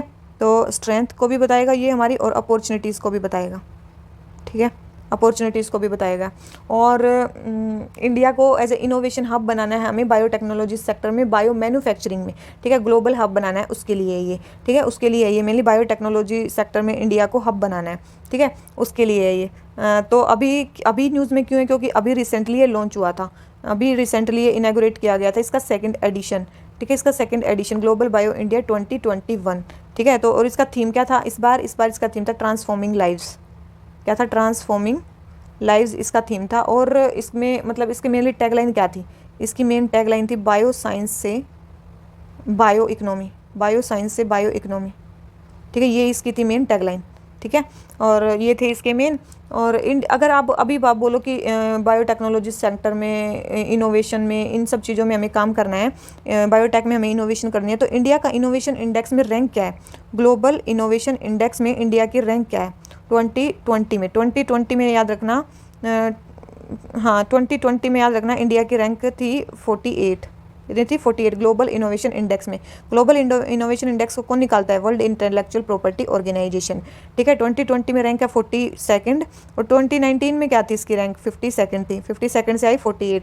और अभी 2021 में इसकी रैंक कितनी हो गई है? 2021 में रैंक हो गई है 46, ठीक है। India continuously top 50 innovative countries में आ गया है, ठीक है। 2020 में इसकी रैंक आ गई है 46, ठीक है। और ग्लोबल इनोवेशन इंडेक्स में क्या क्या पिलर्स, मतलब मेनली 80 इंडिकेटर्स इसमें यूज़ किए जाते हैं। स्विट्जरलैंड टॉप पे है। और मैंने आपको ये भी बताया था कि इंडिया में इसकी कौन कौन से इंडिकेटर्स इसमें यूज़ किए जाते हैं। इसमें आ जाते हैं institutions, human capital and research और इंफ्रास्ट्रक्चर, उसके बाद मार्केट बिजनेस सोफेस्टिकेशन, उसके बाद आता है नॉलेज एंड टेक आउटपुट, और उसके बाद आता है क्रिएटिव आउटपुट, ठीक है, क्रिएटिव आउटपुट। तो याद रखना इंडिया की रैंक तो 2015 में 86 थी और अभी 2021 में 46 हो गई, तो कंटिन्यूसली इंक्रीज ही हो रही, मतलब डिक्रीज ही हो रही है रैंक, ठीक है। और कुछ बात करें इसी के, अब बताया था ग्लोबल इनोवेशन इंडेक्स के ही बेस पे इंडिया में नीति आयोग ने कौन सा इंडेक्स बनाया है? नीति आयोग ने बनाया इंडियन इनोवेशन इंडेक्स, ठीक है। और बस एक और ड्राफ्ट आया है इसी का, मतलब एक और ड्राफ्ट बना है बायोटेक के बारे में। नेशनल बायोटेक डेवलपमेंट स्ट्रेटजी बनी है 2020 से 24 के बीच में। ये स्ट्रेटजी क्या है? मेनली 2025 तक, मतलब 2025 तक जो हमारा बायोटेक सेक्टर है उसका जो हमें शेयर ले जाना है, वो कितना ले जाना है? $150 बिलियन। कितना ले जाना है? $150 बिलियन हमें इसका शेयर ले जाना है बायोटेक्नोलॉजी सेक्टर का, ठीक है। ग्लोबल इनोवेशन इंडेक्स में इंडिया की रैंक अभी कितनी आ गई है? 46, ठीक है। कौन निकालता है? विपो निकालता है। जो इंडिकेटर्स यूज होते हैं वो बता दिए मैंने, ठीक है। और ग्लोबल बायो इंडिया क्या है, कौन इसको निकालता है? मेनली बायो से याद रखो बायोटेक्नोलॉजी, ठीक है, बायोटेक्नोलॉजी सेक्टर आएगा इसमें। आ जाते हैं क्वेश्चन नंबर 17 पे। तो आंसर क्या आ गया इसका? दोनों ही स्टेटमेंट होंगे, तो आंसर क्या आ गया? डी, ठीक है, आंसर क्या आ गया? डी। आ जाते हैं क्वेश्चन नंबर 17 पे। क्वेश्चन नंबर 17 क्या बोलता है? Which of the following are new initiative envisaged by National Health Mission. National Health Mission के और नए ऑब्जेक्टिव क्या हैं? तो नए ऑब्जेक्टिव और क्या हैं इसके? तो यस ये भी है, सांस भी है और सुमन भी है और school health and wellness ambassador initiative. तो ये तीनों ही क्या हैं? नेशनल हेल्थ मिशन 1920 में ऐड किए गए हैं, ठीक है। और भी इनिशिएटिव ऐड किए गए हैं, जैसे कि इसके अलावा आप मिडवाइफ सर्विस इनिशिएटिव भी इसमें ऐड किया गया है, ठीक है। नेशनल हेल्थ मिशन कब आया था? अभी बताया 2013 में आया था, जिसमें गवर्नमेंट ने क्या सबसुम किया था? नेशनल रूरल हेल्थ मिशन और नेशनल अर्बन हेल्थ मिशन, ठीक है। मेन किसके लिए था? Reproductive, maternal, neonatal, child adolescent health को देने के लिए और कम्युनिकेबल और नॉन कम्युनिकेबल डिजीज़ को प्रोवाइड करने के लिए। और भी इसके काफ़ी सारे टारगेट थे। नेशनल हेल्थ मिशन के टारगेट्स बहुत सारे थे, जैसे कि इसमें मैटरनल मोर्टेलिटी रेट को कहाँ तक रिड्यूस करना था? 1 in 1000 लाइव बर्थ तक हमें मैटरनल मोर्टेलिटी। इन्फेंट मोर्टेलिटी को कहाँ तक? 25 तक ले जाना है लाइव बर्थ में। और हमें जो टोटल फर्टिलिटी रेट है उसको 2.1 तक रिड्यूस करना है, ठीक है। और एनीमिया जो है वुमेंस में, जो 15 से 49 एज तक की जो वुमेन है उनमें क्या है? एनीमिया की शिकायत बहुत ज़्यादा, तो एनीमिया को रिड्यूस करना है। उसके बाद हमें टीबी मोर्टेलिटी और जो इंसिडेंस है उसको हाफ करना है। टीबी से जो मोर्टेलिटी और इंसिडेंस है केसेस के, उसको क्या करना है? हाफ करना है। उसके अलावा हमें जो लिप्रोसी है उसको डिक्रीज़ करना है। लिप्रोसी को डिक्रीज़ करना है 10,000 से भी कम केस होने चाहिए। 10,000 में एक केस से भी कम केस आने चाहिए पॉपुलेशन में, ठीक है। और 2015 तक, क्योंकि 2013 में आई थी स्ट्रेटजी, 2015 तक हमें काला अजहर को क्या करना था? रिमूव करना था, मतलब वो करना था एलिमिनेट। तो ये सारे किसके ऑब्जेक्टिव्स हैं, नेशनल हेल्थ मिशन के। ठीक है, तो आंसर आ गया डी। आ जाते हैं क्वेश्चन नंबर 18 पे। 18 क्या बोलता है, डिफेंस एक्विजिशन काउंसिल का जो चेयरमैन है वो हमारे प्राइम मिनिस्टर है। तो याद रखना इसके जो चेयरमैन है वो कौन है, हमारे डिफेंस मिनिस्टर। कौन है, हमारे डिफेंस मिनिस्टर। तो फर्स्ट स्टेटमेंट होगी wrong. Second, Nag missile is a third generation anti tank guided missile. तो ये स्टेटमेंट बिल्कुल सही है। तो आंसर आ गया, सॉरी बी। ठीक है, आंसर आ गया बी। और एक दिन मैंने आपको बताया भी था एक उनके under integrated guided missile development programme, integrated guided missile development programme चला था। ठीक है, और इसके अंडर मेनली क्या करना था, हमें सेल्फ सफिशिएंसी लानी थी मिसाइल डेवलपमेंट में। क्या लानी थी हमें, सेल्फ सफिशिएंसी लानी थी, सेल्फ सफिशिएंसी लानी थी हमें मिसाइल डेवलपमेंट में। ठीक है, मिसाइल डेवलपमेंट में हमें सेल्फ सफिशिएंसी लानी थी। इसमें मेनली 5 मिसाइल्स को हमें डेवलप करना था। ठीक है, एक दिन आपको बताई भी थी ये ट्रिक करंट अफेयर्स में। ठीक है, तो पटना को इसमें वो करना था। तो पटना में पी से आ जाती है हमारी पृथ्वी। पृथ्वी क्या है, एक सरफेस टू सरफेस मिसाइल है, बैलिस्टिक मिसाइल है, और क्या है, शॉर्ट रेंज मिसाइल है। ठीक है, उसके बाद जाती है हमारी अग्नि, उसके बाद जाती है सॉरी आकाश। इसके बाद मान लो आकाश, आकाश क्या है, हमारी मीडियम रेंज मिसाइल है। ठीक है, ये मीडियम रेंज मिसाइल है, और ये क्या है, सरफेस टू एयर है। फिर आ जाती है हमारी त्रिशूल, त्रिशूल सरफेस टू एयर है, ये शॉर्ट रेंज मिसाइल है ये भी। ठीक है, उसके बाद जाती है हमारी नाग, नाग तो अभी बताया third generation anti tank missile है, फायर एंड फॉरगेट मिसाइल है ये। और ए आ जाती है हमारी अग्नि। ठीक है, अग्नि। तो ये सारी मिसाइल्स को हम डेवलप कर रहे हैं किसके under, integrated guided missile development programme के अंडर, जिसमें कि हमें सेल्फ सफिशिएंसी लानी है मिसाइल डेवलपमेंट में। ठीक है, और मेनली डिफेंस एक्विजिशन काउंसिल का हेड कौन है, डिफेंस मिनिस्टर। ठीक है, डिफेंस मिनिस्टर। तो ये चीज़ याद रखना। तो आंसर क्या आ गया इसका, बी। आ जाते हैं क्वेश्चन नंबर 19 पे। क्या बोलता है, sustainable development solution network world happiness report में क्या क्या वो होता है, मतलब क्या क्या मापा जाता है या क्या क्या होता है। तो याद रखना उसमें क्या क्या माप, मेनली इसमें देखो अभी 2020 में रिपोर्ट आई है, इसमें फिनलैंड सबसे हैप्पीएस्ट कंट्री में आया। फिनलैंड किस में आया, सबसे हैप्पीएस्ट कंट्री में आया है। और मेनली कई सारी चीज़ें इसमें वो की जाती हैं, जैसे कि तो इसका मेन आंसर है बी। मतलब इसमें जो 2 है वो पेइंग टैक्सेस है, वो इसका एक सब इंडेक्स है, इसका मेन इंडेक्स नहीं है। मतलब जीडीपी पर कैपिटा मापी जाती है, जनरोसिटी मापी जाती है, करप्शन भी मापा जाता है। इसके अलावा freedom to make choices, freedom भी मापी जाती है कि आपको कितनी फ्रीडम है चॉइस करने की। ठीक है, उसके बाद करप्शन तो बता ही दिया, जनरोसिटी भी बता दिया। उसके बाद हेल्थ मापी जाती है, हेल्थ। सोशल सपोर्ट भी मापा जाता है इसमें, सोशल सपोर्ट और जीडीपी पर कैपिटा, ये सारी चीज़ें इसमें मापी जाती हैं। ठीक है, तो हमारा 19 का आंसर हो जाता है बी। आ जाते हैं क्वेश्चन नंबर 20 पे। ग्लोबल हेल्थ हंगर इंडेक्स के बारे में बताना है, ग्लोबल हंगर इंडेक्स के बारे में बताना है। आपको इतने अच्छे से बता चुके हैं इसके बारे में। जिसमें हंगर आएगा वही है। सबसे पहले WHO निकालता है, बिल्कुल नहीं। कौन निकालता है इसको, Welt Hunger Hilfe and Concern Worldwide इसको निकालता है, Welt Hunger Hilfe and Concern International इसको निकालते हैं। सेकंड है undernourishment is one of the indicators to calculate Global Hunger Index, बिल्कुल ये इसका एक इंडिकेटर है इसमें। और यस, इसमें 4 चीज़ें, मतलब अंडर न्यूरिशमेंट तो है। और कौन कौन सी चीज़ें, चाइल्ड मोर्टेलिटी, स्टंटिंग और चाइल्ड वेस्टिंग, ये 3 चीज़ें और भी कैलकुलेट होती हैं इसके अंडर। इंडिया की रैंक कितनी है इसमें, इंडिया की जो रैंक है इसमें वो है 94th आउट ऑफ 107। कितनी है, 94th रैंक है इंडिया की 107 2020 में। ठीक है, तो आंसर आ गया बी इसका। आ जाते हैं क्वेश्चन नंबर 21 पे। क्वेश्चन नंबर 21 हमें क्या बोलता है, consider the following statements, consider the following statements. Millets का score over rice and wheat in terms of amino acid profile.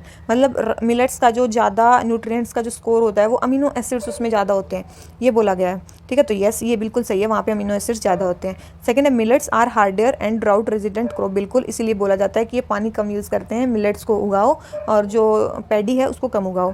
Third है kneading dough and rolling rotis with millet flour is difficult as millet has gluten protein.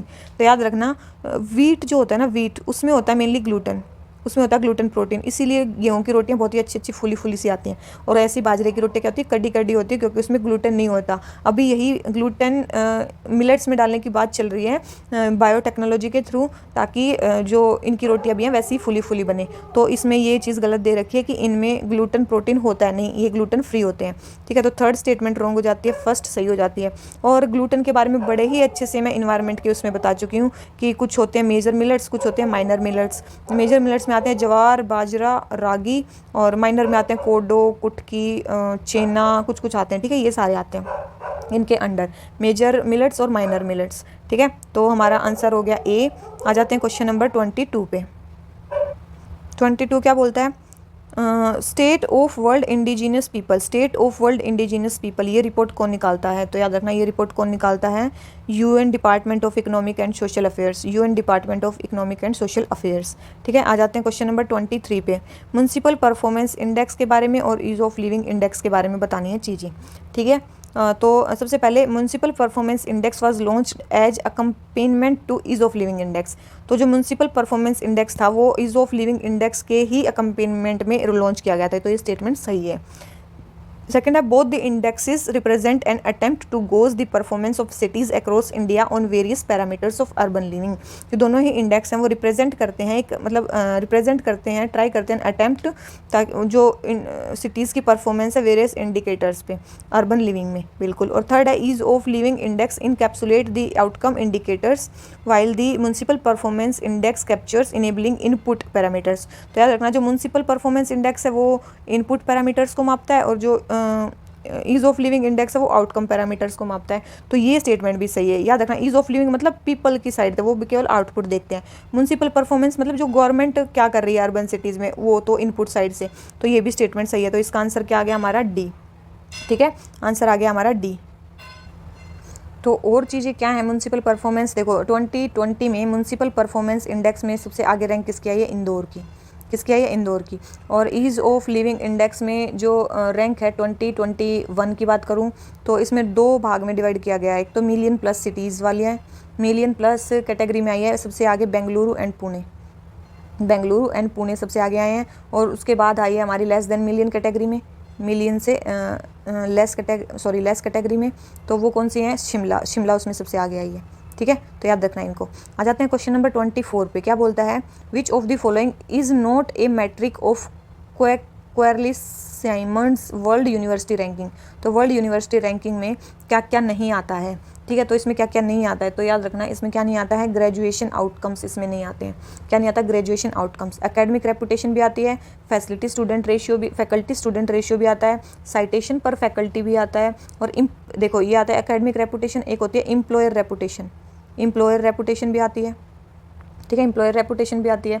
और international faculty ratio भी आता है, international faculty ratio भी आता है। और क्या आता है? इंटरनेशनल स्टूडेंट रेशियो भी आता है, इंटरनेशनल स्टूडेंट रेशियो भी आता है। ठीक है, तो इंटरनेशनल फैकल्टी रेशियो भी आता है, इंटरनेशनल स्टूडेंट रेशियो भी, faculty versus student ratio, academic reputation, citation, तो ये सारी चीज़ें आती हैं। ठीक है, आ जाते हैं क्वेश्चन नंबर 25 पे। कौन बतानी है? इस्तांबुल कन्वेंशन के बारे में हमें बताना है। It was first binding instrument to prevent and tackle violence against women. ये पहला था जो बाइंडिंग इंस्ट्रूमेंट था वुमेन के अगेंस्ट, वायलेंस के अगेंस्ट, बिल्कुल। और ये यूएन वुमेन के ऑस्पिसेस के अंडर बना है। तो याद रखना ये यूएन वुमेन के ऑस्पिसेस के अंडर नहीं बना है, ये कहाँ बना है? ये काउंसिल ऑफ यूरोप के अंडर बना है, काउंसिल ऑफ यूरोप के अंडर ये बना है। कब स्टार्ट किया गया था? ये 2011 में स्टार्ट हुआ था। ठीक है, 2011 में ये स्टार्ट हुआ था। काउंसिल ऑफ यूरोप क्या? यूरोप की लीडिंग ह्यूमन राइट ऑर्गेनाइजेशन है। ठीक है, मेनली इसमें जितने भी ईयू मेंबर्स हैं वो इसमें मेनली मेजर होते हैं, मतलब 47 मेंबर्स हैं ईयू के, 47 मेंबर स्टेट्स हैं इसमें। ठीक है, रिसेंटली टर्की ने इससे विड्रू किया है। रिसेंटली क्या किया है? रिसेंटली टर्की ने यहाँ से विड्रू किया है, टर्की ने यहाँ से विड्रू किया है। ठीक है, इसीलिए ये थोड़ा न्यूज़ में भी है। वर्ल्ड का पहला बाइंडिंग है, तो याद रखना इंडिया इसकी पार्टी नहीं है। ठीक है, ये भी चीज़ याद रख लेना कि इंडिया इस्तांबुल कन्वेंशन का पार्ट नहीं है। ठीक है, बेशक इंडिया की रैंक सबसे पीछे आती हो लेकिन इंडिया इसका पार्ट नहीं है। ठीक है, तो बस यही है इसके बारे में हमारी चीज़ें। और इसके बारे में कुछ चीज़ें बताऊं मैं कि देखो, हाँ, कि इंडिया की रैंक फिर क्या क्या इंडिया की रैंक बहुत अच्छी है ग्लोबल जेंडर गैप इंडेक्स में? तो नहीं, इंडिया की rank global gender gap report में इतनी अच्छी नहीं है। ग्लोबल जेंडर गैप रिपोर्ट में सबसे पहले ग्लोबल जेंडर गैप रिपोर्ट निकालता कौन है? वर्ल्ड इकोनॉमिक फोरम निकालता है। ठीक है, 2006 से उसने निकालनी शुरू की थी। ठीक है, कितनी कंट्रीज़ को वो कैलकुलेट करता है? 156 कंट्रीज़ को। और उसमें मेनली क्या चीज़ें देखता है? ग्लोबल जेंडर गैप रिपोर्ट में मेनली 4 चीज़ें देखता है: economic participation, educational attainment, health and survival, और पॉलिटिकल एम्पावरमेंट, पॉलिटिकल एम्पावरमेंट। ठीक है, 4 इंडिकेटर्स यूज़ किए जाते हैं इसमें। और तो इंडिया की रैंक इसमें क्या है? इंडिया की रैंक याद रखना 2020 में इंडिया की रैंक आई है 112। ठीक है, 112। और 2021 में इंडिया की रैंक आई है 140। ठीक है। 140 इतनी पीछे इंडिया चला गया 2021 में, ठीक है। याद रखना है इसको कि इंडिया पीछे चला गया, इंडिया की रैंक आगे नहीं आ रही है इसमें, ठीक है। और टर्की की रैंक कितनी थी, 133 थी, ठीक है, तब उसने बाहर निकला है। इंडिया तो यूरोप में है नहीं, तो इसका पार्ट होने की बात बनती नहीं है हमारी इस्तांबुल कन्वेंशन में, ठीक है। और अभी वर्ल्ड देखो, ये वर्ल्ड इकोनॉमिक फोरम निकालता है ग्लोबल जेंडर गैप रिपोर्ट।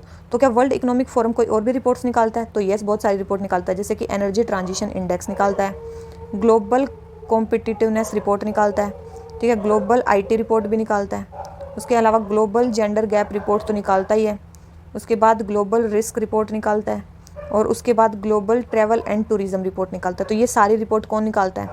सारी रिपोर्ट कौन निकालता है? ये ग्लोबल वर्ल्ड इकोनॉमिक फोरम निकालता है, ठीक है। याद रखना कौन कौन सी रिपोर्ट निकालता है, ये सारी निकालता है। और ये चीज़ें बता दी मैंने इसके बारे में, ठीक है। आ जाते हैं क्वेश्चन नंबर 26 पे, sorry.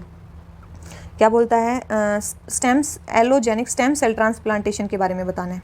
It involves transferring the stem cells from healthy person to patient's body after high intensity chemotherapy और रेडिएशन। बिल्कुल, स्टेम सेल्स को एक बॉडी से दूसरी बॉडी में ट्रांसफर करना है। सेकेंड है, one of the benefit of allogenic stem cell transplantation is that after the donated cell engraft in the patient they create new immune system. One of the benefit है इसका self plantation का कि donation के बाद new immune system उसमें आ जाता है। तो ये बिल्कुल सही है, इसीलिए तो इसको डाला जाता है। तो आंसर क्या आ गया? सी, ठीक है। आ जाते हैं क्वेश्चन नंबर 27 पे। 2001F032 क्या है ये? तो याद रखना, ये तो सबको ही पता होगा क्या, ये एक एस्टेरॉयड है जो अर्थ को अभी अप्रोच किया, ठीक है। ये क्या है? एक एस्टेरॉयड है। और एक और है 1998 0R2 2020 में इसने अप्रोच किया था, ठीक है। ये भी क्या है? एक एस्टेरॉयड है। और ये क्या है? 2021 में इसने अप्रोच किया।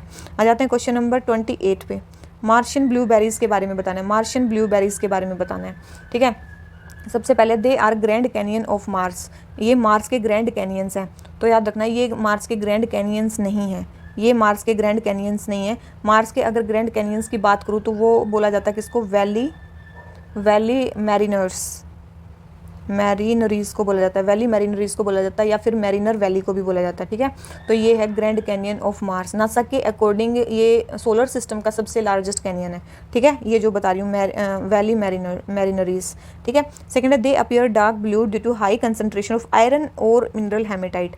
ये डार्क ब्लू दिखते हैं क्योंकि यहाँ पे ये होता है। तो ये स्टेटमेंट बिल्कुल सही है। ब्लूबेरीज मार्स पे छोटे छोटे, मतलब 1 इंच के भी 1/8 पार्ट डायमीटर में होते हैं, और ये मार्शियन रॉक में क्या होते हैं? एम्बेडेड होते हैं, ठीक है। आयरन और मिनरल जो हेमेटाइट है उसकी कंसंट्रेशन के कारण इनका जो ये है डार्क ब्लू ये दिखाई देते हैं, ठीक है। और अगर मार्स की बात करूँ कि कौन कौन से मिशन नासा के मार्स पे गए हुए हैं, तो कौन कौन से मिशन गए? चार देखो, जैसे कि सोजोर्नर, ये तो क्या है? वो है रोवर गया हुआ है, और एक स्पिरिट, ये रोवर भी गया हुआ है। उसके बाद अपॉर्चुनिटी, क्यूरियोसिटी, और इसके बाद परसिवरेंस, ये भी 2021 में, और इनसाइट लैंडर, ये सारे कहाँ पे गए हैं? ये सारे मार्स की सरफेस पे ही हैं, और ये सारे कहाँ के हैं? नासा के हैं, ठीक है। याद रखना। और मार्स एक्सप्रेस मिशन एक दिन करवाया था मैंने, मार्स एक्सप्रेस मिशन, ये किसका है? यूरोपियन स्पेस एजेंसी का है, ठीक है। तो 1 रॉन्ग हो गया, बी करेक्ट है। तो 28 का क्या हो गया? बी, ठीक है। आ जाते हैं क्वेश्चन नंबर 29 में। आरटीआई एक्ट के इनेक्टमेंट के बारे में बताना है। अगर it foster transparency and accountability in working of every public and private authority, बिल्कुल। सेकंड है, bridge gap between the information provider and information seeker, mitigate corruption and promote good governance. तो तीनों ही स्टेटमेंट सही हैं। तो आंसर क्या आ जाता है इसका? डी, ठीक है। आंसर क्या आ जाता है इसका? डी। तो देखो, मैंने भी इस क्वेश्चन को गलत कर दिया है। क्यों कर दिया इसको क्वेश्चन को गलत? आप देखो पहली statement, foster transparency and accountability in working of every public and private authority. देखो, केवल और केवल पब्लिक अथॉरिटी की इन्फॉर्मेशन आपको मिल सकती है, प्राइवेट की नहीं मिल सकती है, ठीक है। आरटीआई एक्ट के अंडर तो प्राइवेट नहीं है इसके अंडर कवर, ठीक है। तो फर्स्ट स्टेटमेंट तो हमारी रॉन्ग हो जाती है, और फर्स्ट स्टेटमेंट रॉन्ग होती है हमारी, 3 स्टेटमेंट्स रॉन्ग हो जाती हैं, और 3 स्टेटमेंट रॉन्ग होती है, हमारा आंसर आ जाता है सी, ठीक है। इस चीज़ को याद रखना, ये चीज़ें ऐसे गलती होती हैं, ठीक है। तो प्राइवेट नहीं है, आप मतलब गवर्नमेंट अथॉरिटीज़ से पूछ सकते हो सवाल, आप अंबानी से जाके नहीं पूछ सकते आपकी इनकम कितनी है, सैलरी कितनी है, कितने अकाउंटेबल हो, हमें जवाब दो, ठीक है। तो आरटीआई के अंडर वो नहीं आते हैं। तो इसका आंसर हो गया सी, ठीक है। ध्यान रखना, थोड़ा ध्यान से क्वेश्चन करना, ठीक है। तो आ जाते हैं क्वेश्चन नंबर, हाँ, एक और आरटीआई एक्ट में अमेंडमेंट किया गया था 2013 में, उसमें पॉलिटिकल पार्टीज़ को भी आरटीआई के एम्बिट से बाहर निकाल दिया गया था। मतलब पॉलिटिकल पार्टीज़ को क्या कर दिया गया था? पब्लिक ऑथोरिटीज़ को, मतलब पब्लिक ऑथोरिटीज़ नहीं है ये बोला गया था, अगर वो पब्लिक ऑथोरिटीज़ नहीं है तो उसको आरटीआई से भी उनको बाहर निकाल दिया गया था। तो अभी जो पॉलिटिकल पार्टीज़ हैं वो भी किसके अंडर नहीं है? आरटीआई के अंडर नहीं है। आ जाते हैं क्वेश्चन नंबर 30 पे। The state reorganisation commission, formed in 1953 was headed by S Fazal Ali. जो स्टेट रीऑर्गेनाइजेशन कमीशन है 1953 में जो बना उसको एस फैजल अली हेड किया उनको, बिल्कुल उन्होंने उसको हेड किया। State reorganisation act 1956 was enacted by parliament under article 3 of constitution. तो जो स्टेट रीऑर्गेनाइजेशन एक्ट 1956 है वो पार्लियामेंट में आर्टिकल 3 को जो था वो उसको करके वो किया गया था। तो आर्टिकल 3 है क्या मेनली, आर्टिकल 3 में है मेनली कि आप जो एग्जिस्टिंग स्टेट्स हैं उसमें आप अल्टरेशन कर सकते हो। एग्जिस्टिंग जो स्टेट्स हैं उसमें आप अल्टरेशन कर सकते हो, मतलब उसको तोड़ सकते हो, हाफ कर सकते हो, इधर उधर कर सकते हो, ठीक है। लेकिन आर्टिकल 2 में जो इंडिया का पार्ट नहीं है, जो इंडियन टेरिटरी का पार्ट नहीं है, उसको भी हम एडमिट कर सकते हैं, उसका भी एडमिशन हो सकता है और एस्टेब्लिश कर सकते हैं एक न्यू स्टेट, ठीक है। तो वो आर्टिकल 2 में आती है, और एग्जिस्टिंग स्टेट में अगर चेंज करना है तो वो आर्टिकल 3 में आती है, ठीक है। तो ये हो गया। और जो इस कमीशन में तो फैजल अली तो चेयरमैन थे, उसके अलावा 2 मेंबर कौन कौन से थे, एक मेंबर थे KM पानीकर, और एक थे हमारे HN कुंजरू, ठीक है। तो ये थे हमारे। आ जाते हैं क्वेश्चन नंबर 30। तो आंसर क्या आ गया इसका, तो दोनों ही स्टेटमेंट सही हैं, आंसर आ गया C, ठीक है, आंसर आ गया C। आ जाते हैं क्वेश्चन नंबर 31 पे। क्वेश्चन नंबर 31 क्या बोलता है, consider the following statements. The government of India appointed Bal Krishna committee to look into various issues connected with administration of Delhi and Pondicherry. तो बाल कृष्ण कमेटी को बिठाया उसके लिए। तो याद रखना बाल कृष्ण कमेटी भी बैठी, ठीक है, और एडमिनिस्ट्रेशन देखने के लिए भी बैठी, लेकिन केवल दिल्ली का एडमिनिस्ट्रेशन देखने के लिए बैठी, पौंडीचेरी का एडमिनिस्ट्रेशन देखने के लिए नहीं बैठी, ठीक है। तो फर्स्ट स्टेटमेंट होगी हमारी रॉन्ग, ठीक है। तो फर्स्ट स्टेटमेंट रॉन्ग होगी। तो सेकंड है constitution 69th amendment act 1991 was enacted on basis of Balkrishna committee report. जो 69th कॉन्स्टिट्यूशनल अमेंडमेंट था जिसमें कि आर्टिकल 239A और 239AB ऐड किए गए कॉन्स्टिट्यूशन में दिल्ली के लिए। तो ये इन्हीं की रिपोर्ट पे आए थे, तो ये भी बिल्कुल सही है। तो ये भी हमारा बिल्कुल सही है। एक बाल कृष्णा से रिलेटेड एक और कमेटी थी, राधा कृष्णा पैनल।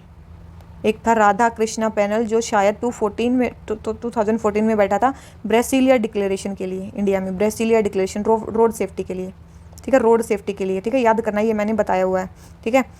ये क्वेश्चन ब्रेसिलिया डिक्लेरेशन, तो फर्स्ट रॉन्ग है, सेकंड सही है। तो आंसर क्या आ गया इसका B, ठीक है। और ये कब बैठा था, 1987 में, 1987 में, ठीक है।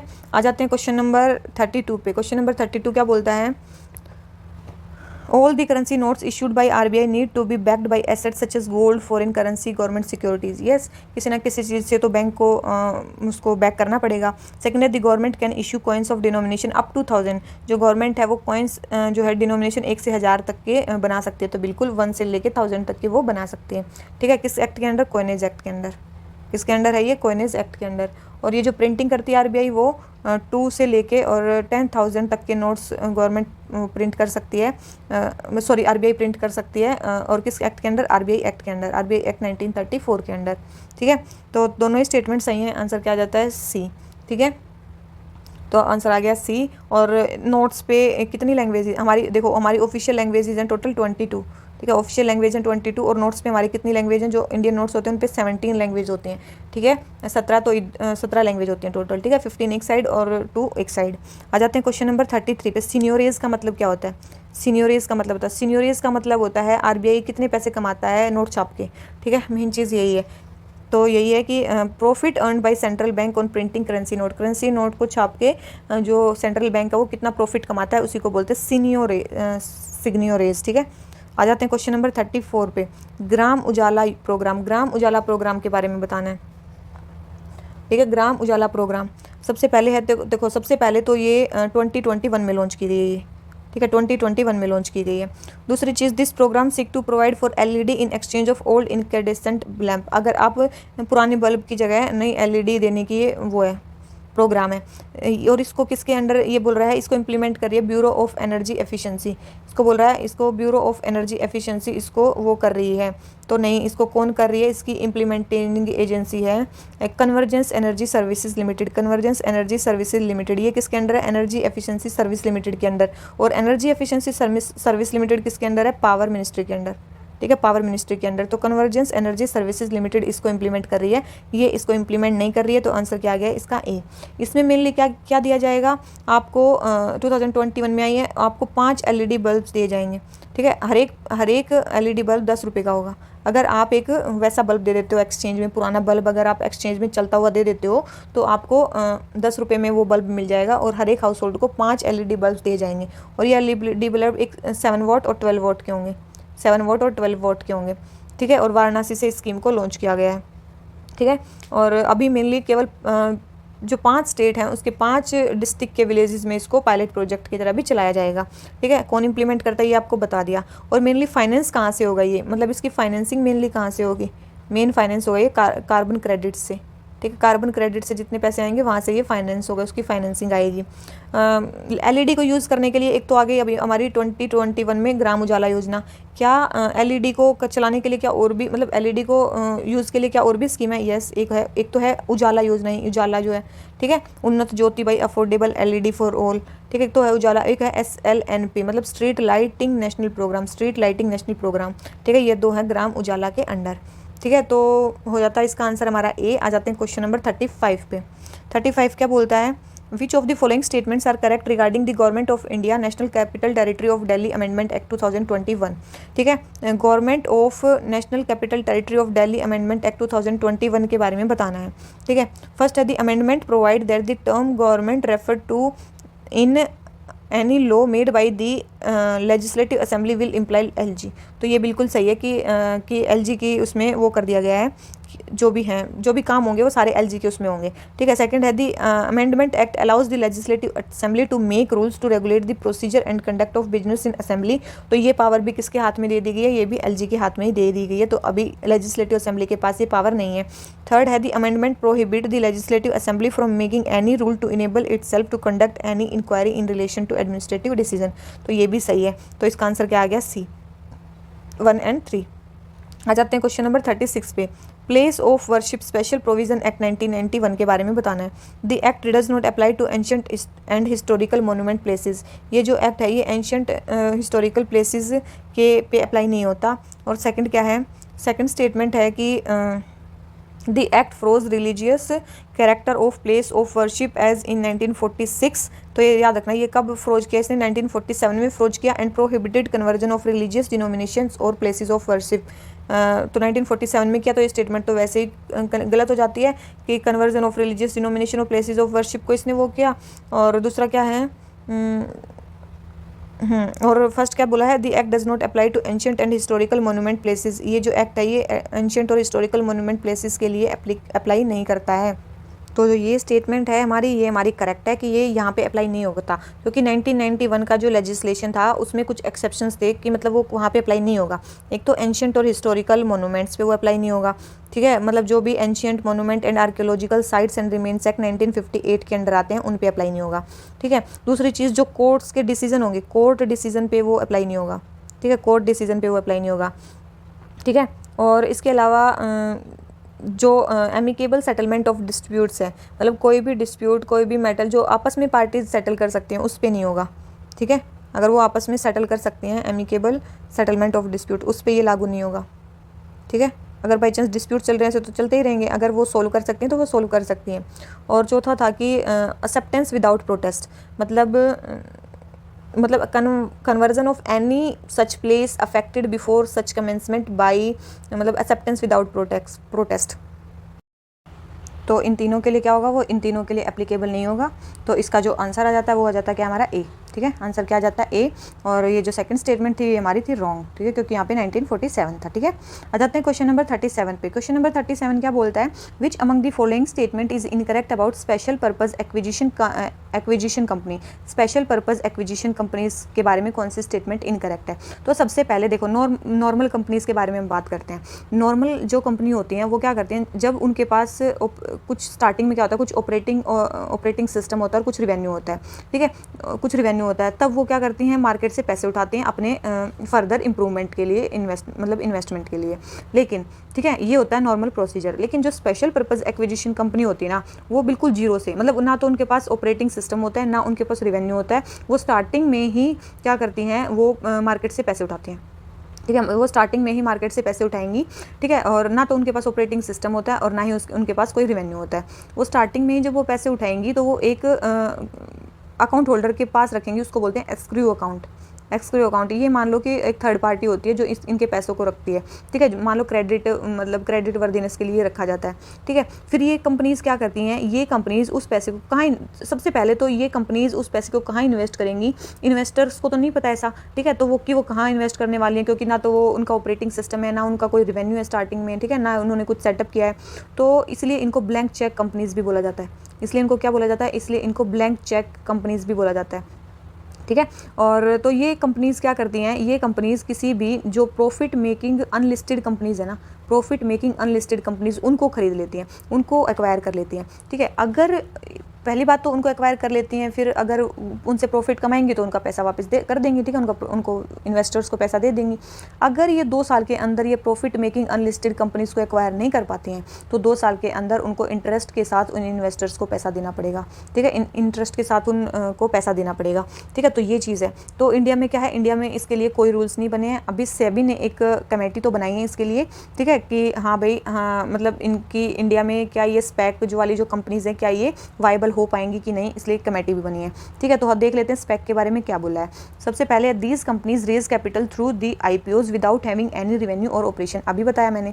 सेकंड है these companies are also referred as to blank cheque companies, ये भी, ठीक है। थर्ड है these companies usually acquire a profit making unlisted company. और डी है the current regulatory framework in India supports creation of SPAC, जो current regulatory framework है India में, तो कोई रेगुलेटरी फ्रेमवर्क ही नहीं है इसके लिए, तो आंसर क्या आ गया इसका डी, ठीक है। तो आंसर क्या आ गया इसका डी। आ जाते हैं क्वेश्चन नंबर 38 पे। सर्विसेज ट्रेड बैरोमीटर इंडेक्स को कौन रिलीज़ करता है, सर्विसेज ट्रेड बैरोमीटर इंडेक्स को कौन रिलीज़ करता है, तो इसको कौन रिलीज़ करता है, इसको करता है वर्ल्ड ट्रेड ऑर्गेनाइजेशन। आ जाते हैं क्वेश्चन नंबर 39 पे। लेब्राडोर करंट के बारे में बात करता है, ये क्या है, कोल्ड करंट है, बिल्कुल। नॉर्थ अटलांटिक ओशन में है, बिल्कुल। That flows from Arctic ocean, बिल्कुल, ठीक है। तो ये फर्स्ट स्टेटमेंट बिल्कुल सही है। सेकंड है the combination of Humboldt current, Humboldt current का दूसरा नाम क्या है, पेरू करंट, ठीक है। And Labrador current, Labrador current ये कहाँ पे है, पेरू में, और पेरू कहाँ पे है, साउथ अमेरिका में, ठीक है, साउथ अमेरिका के वेस्टर्न पे। तो लेब्राडोर करंट कहाँ है, ये नॉर्थ अमेरिका के ईस्ट में, नॉर्थ अमेरिका के ईस्ट में है ये, ठीक है। तो ये दोनों का ये पूरा कॉम्बिनेशन का कॉम्बिनेशन तो कभी हो ही नहीं पाएगा, अगर कॉम्बिनेशन नहीं हो पाएगा तो आगे पढ़ना बेकार है, ठीक है। तो आंसर क्या आ गया, ए, ठीक है। तो अभी देखो आपको कैसे पता चलेगा कि कौन सा करंट कहाँ पे है और कौन सा करंट कोल्ड है। देखो मैं जितने भी कोल्ड करंट्स हैं वो लिखवा रही हूँ कि आपके कोल्ड करंट जो हैं वो कौन कौन से हैं, ठीक है, कोल्ड करंट आपके कौन कौन से हैं। तो सबसे पहले तो आपने देख लिया कि लेब्राडोर, सबसे पहले तो आपने देख लिया कि लेब्राडोर किधर है, ठीक है, लेब्राडोर कहाँ पे है, ईस्टर्न नॉर्थ अमेरिका में, ईस्ट नॉर्थ अमेरिका में मान लो, ठीक है। उसके बाद आता है हमारा कैलिफोर्निया करंट, कैलिफोर्निया करंट हमारा किधर है, वेस्ट नॉर्थ अमेरिका में, वेस्ट नॉर्थ अमेरिका में। फिर आता है हमारा कैनरी करंट, कैनरी करंट हमारा कहाँ है, ये वेस्ट यूरोपिया में है, ठीक है, वेस्ट यूरोप में है। उसके बाद आ जाता है हमारा बेंगुएला करंट, बेंगुएला करंट ये है हमारा वेस्ट नॉर्थ अफ्रीका में, ठीक है, वेस्ट नॉर्थ अफ्रीका में, नीचे सॉरी साउथ अफ्रीका में, ठीक है। और फिर आता है हमारा पेरू करंट, पेरू या हम्बोल्ट करंट, ये कहाँ आता है हमारा, वेस्टर्न साउथ अमेरिका में, वेस्टर्न साउथ अमेरिका में। और उसके बाद आता है हमारा एक ऑस्ट्रेलियन करंट जिसको बोलते हैं waste Australian current, waste Australian current, ये हमारा किधर आता है, वेस्ट ऑस्ट्रेलिया में, ठीक है। फिर आता है एक हमारा वेस्टर्न पैसिफिक में, ठीक है, वेस्टर्न पैसिफिक में आता है एक हमारा, उसको बोलते हैं हम ओयोशियो करंट, ओयोशियो करंट। ये सारे क्या हैं, कोल्ड करंट है, याद रखना, ठीक है। और सारे क्या होंगे, इसके अलावा जितने होंगे वो सारे क्या होंगे, हमारे वार्म करंट होंगे। ये मैंने कोल्ड करंट्स के नाम लिखवा दिए, कहाँ कहाँ पे हैं, एक बार मैप में भी देख लेना, ठीक है। आ जाते हैं क्वेश्चन नंबर 40 पे। फ्यूगिटिव इकोनॉमिक ऑफेंडर की बात चल रही है। फर्स्ट है fugitive economic offender refers to a person against whom an arrest warrant has been issued for committing an offence listed in the act and the value of offence is at least 100 crore, बिल्कुल ये सही है। और at least कितनी value है इसकी, 100 करोड़ है। Second है fugitive economic offender may have either left India to avoid criminal prosecution or being abroad or refuses to return to India to face criminal prosecution, बिल्कुल। सी है करप्शन बाय सिविल सर्वेंट भी इसके under आ गया है। और fourth है final power to declare fugitive economic offender, वो ED के पास नहीं, वो ईडी के पास नहीं है, वो किसके अंडर है, वो है जो भी डायरेक्टर होगा किसका, prevention of money laundering act के अंडर जो भी वो होगा, उसके prevention of money laundering act के अंडर जो भी डायरेक्टर होगा वो उसके पास ऑथोरिटी होगी फाइनली फ्यूगिटिव इकोनॉमिक ऑफेंडर को डिक्लेयर करने की।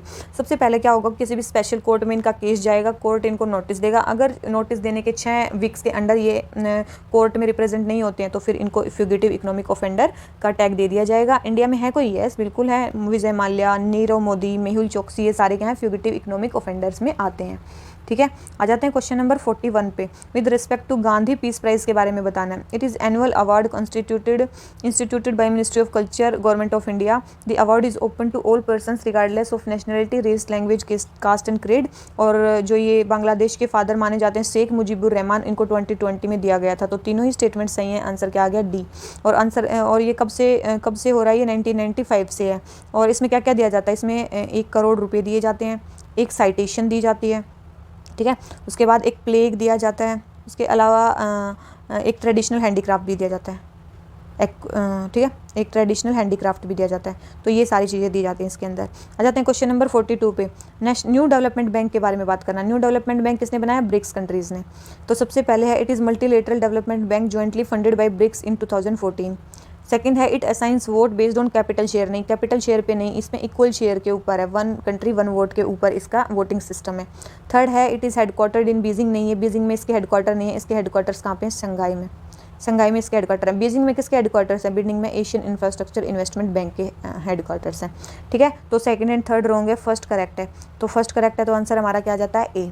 आ जाते हैं क्वेश्चन नंबर 43 पे। क्वेश्चन नंबर 43 हमें क्या बोलता है कि consider the following statement about SIPRI. SIPRI क्या है, Stockholm International Peace Research Institute, ठीक है, इसके बारे में बताना है। सबसे पहले है USA remains the largest arms exporter followed by Russia and France, ये बिल्कुल सही है।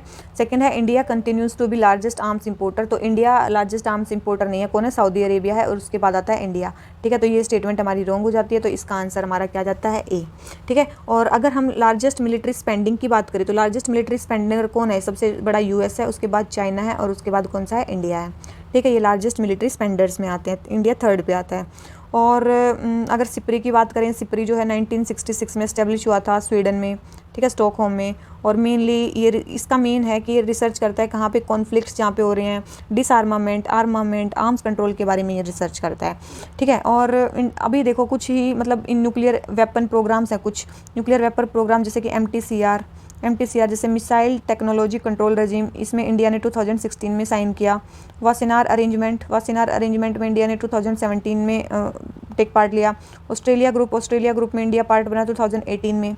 किस का पार्ट नहीं है इंडिया, NSG का पार्ट नहीं है, नॉन प्रोलिफरेशन ट्रीटी का पार्ट नहीं है, और कॉम्प्रिहेंसिव टेस्ट बैंड ट्रीटी का पार्ट नहीं है, इन सब ट्रीटीज़ का इंडिया पार्ट नहीं है, ठीक है। एक हेग कोड ऑफ कंडक्ट है, एक है Hague code of conduct. Hague code of conduct किसके लिए है, हेग कोड ऑफ कंडक्ट है हमारा बैलिस्टिक मिसाइल प्रोलिफरेशन के अगेंस्ट, है हमारा, ठीक है, इसके अगेंस्ट है हमारा हेग कोड ऑफ कंडक्ट, ठीक है। तो ये हमारी कुछ चीज़ें हो जाती हैं, इसके बारे में आ जाते हैं फिर हम क्वेश्चन नंबर 44 पे। ओपेक प्लस कंट्रीज़ के बारे में बताना है।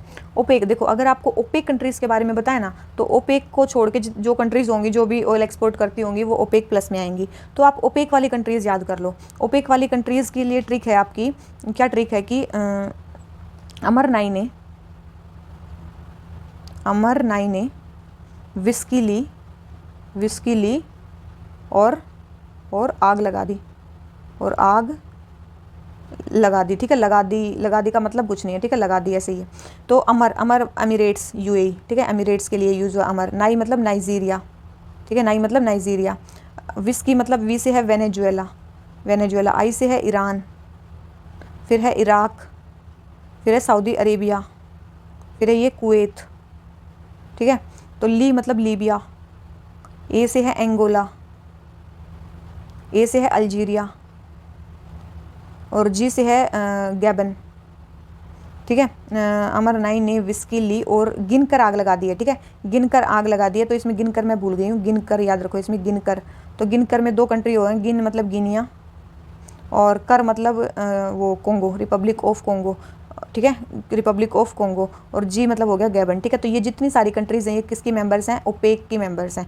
तो इसमें जो मेंबर्स होंगे वो किसके मेंबर नहीं होंगे, ओपेक प्लस के मेंबर नहीं होंगे। तो इसमें देखो क्या कौन सा इसका मेंबर है, लीबिया। तो याद रखो लीबिया जो है थर्ड नंबर पे, देखो ये ली मतलब लीबिया। तो थर्ड जो है वो ओपेक का मेंबर है, वो ओपेक प्लस का मेंबर नहीं है। तो थर्ड देख लो, तो थर्ड इसमें भी है, इसमें भी है, इसमें भी है, तो ओपेक प्लस के मेंबर यही है, बच गए। और याद रखना कतर ना तो ओपेक का मेंबर और ना ही ओपेक प्लस का मेंबर है, ठीक है, याद रखना इसको। तो कतर दोनों में से किसी का मेंबर नहीं है। तो इसका जो आंसर हो गया वो हो गया बी। ये ट्रिक याद कर लो, इससे आपको ओपेक कंट्रीज़ याद हो जाएंगी। अब ओपेक कब बनी थी, 1960s में बनी थी। कहाँ पे बनी थी, बगदाद में बनी थी। और इसके हेडक्वार्टर्स कहाँ पे हैं, वियना में है, वियना ऑस्ट्रेलिया में इसके हेडक्वार्टर्स हैं। ये एक रिपोर्ट भी निकालती है जिसको बोलते हैं वर्ल्ड ऑयल आउटलुक, कौन सी रिपोर्ट निकालती है ये? वर्ल्ड ऑयल आउटलुक एक रिपोर्ट भी निकालती है। इंटर गवर्नमेंटल बॉडी है, कौन सी बॉडी है? इंटर गवर्नमेंटल बॉडी है। ठीक है, बस तो यही है इसके चीज़ें। आ जाते हैं क्वेश्चन नंबर 45 पे। पिथ एंड सब्सटेंस की डॉक्ट्रिन के बारे में बताना है। The doctrine denotes the true nature और एसेंस ऑफ एनी लेजिस्लेशन। बिल्कुल किसी भी किसी भी लेजिस्लेशन का ट्रू नेचर और एसेंस जो है ये उस डॉक्ट्रिन से पता चलता है। बिल्कुल।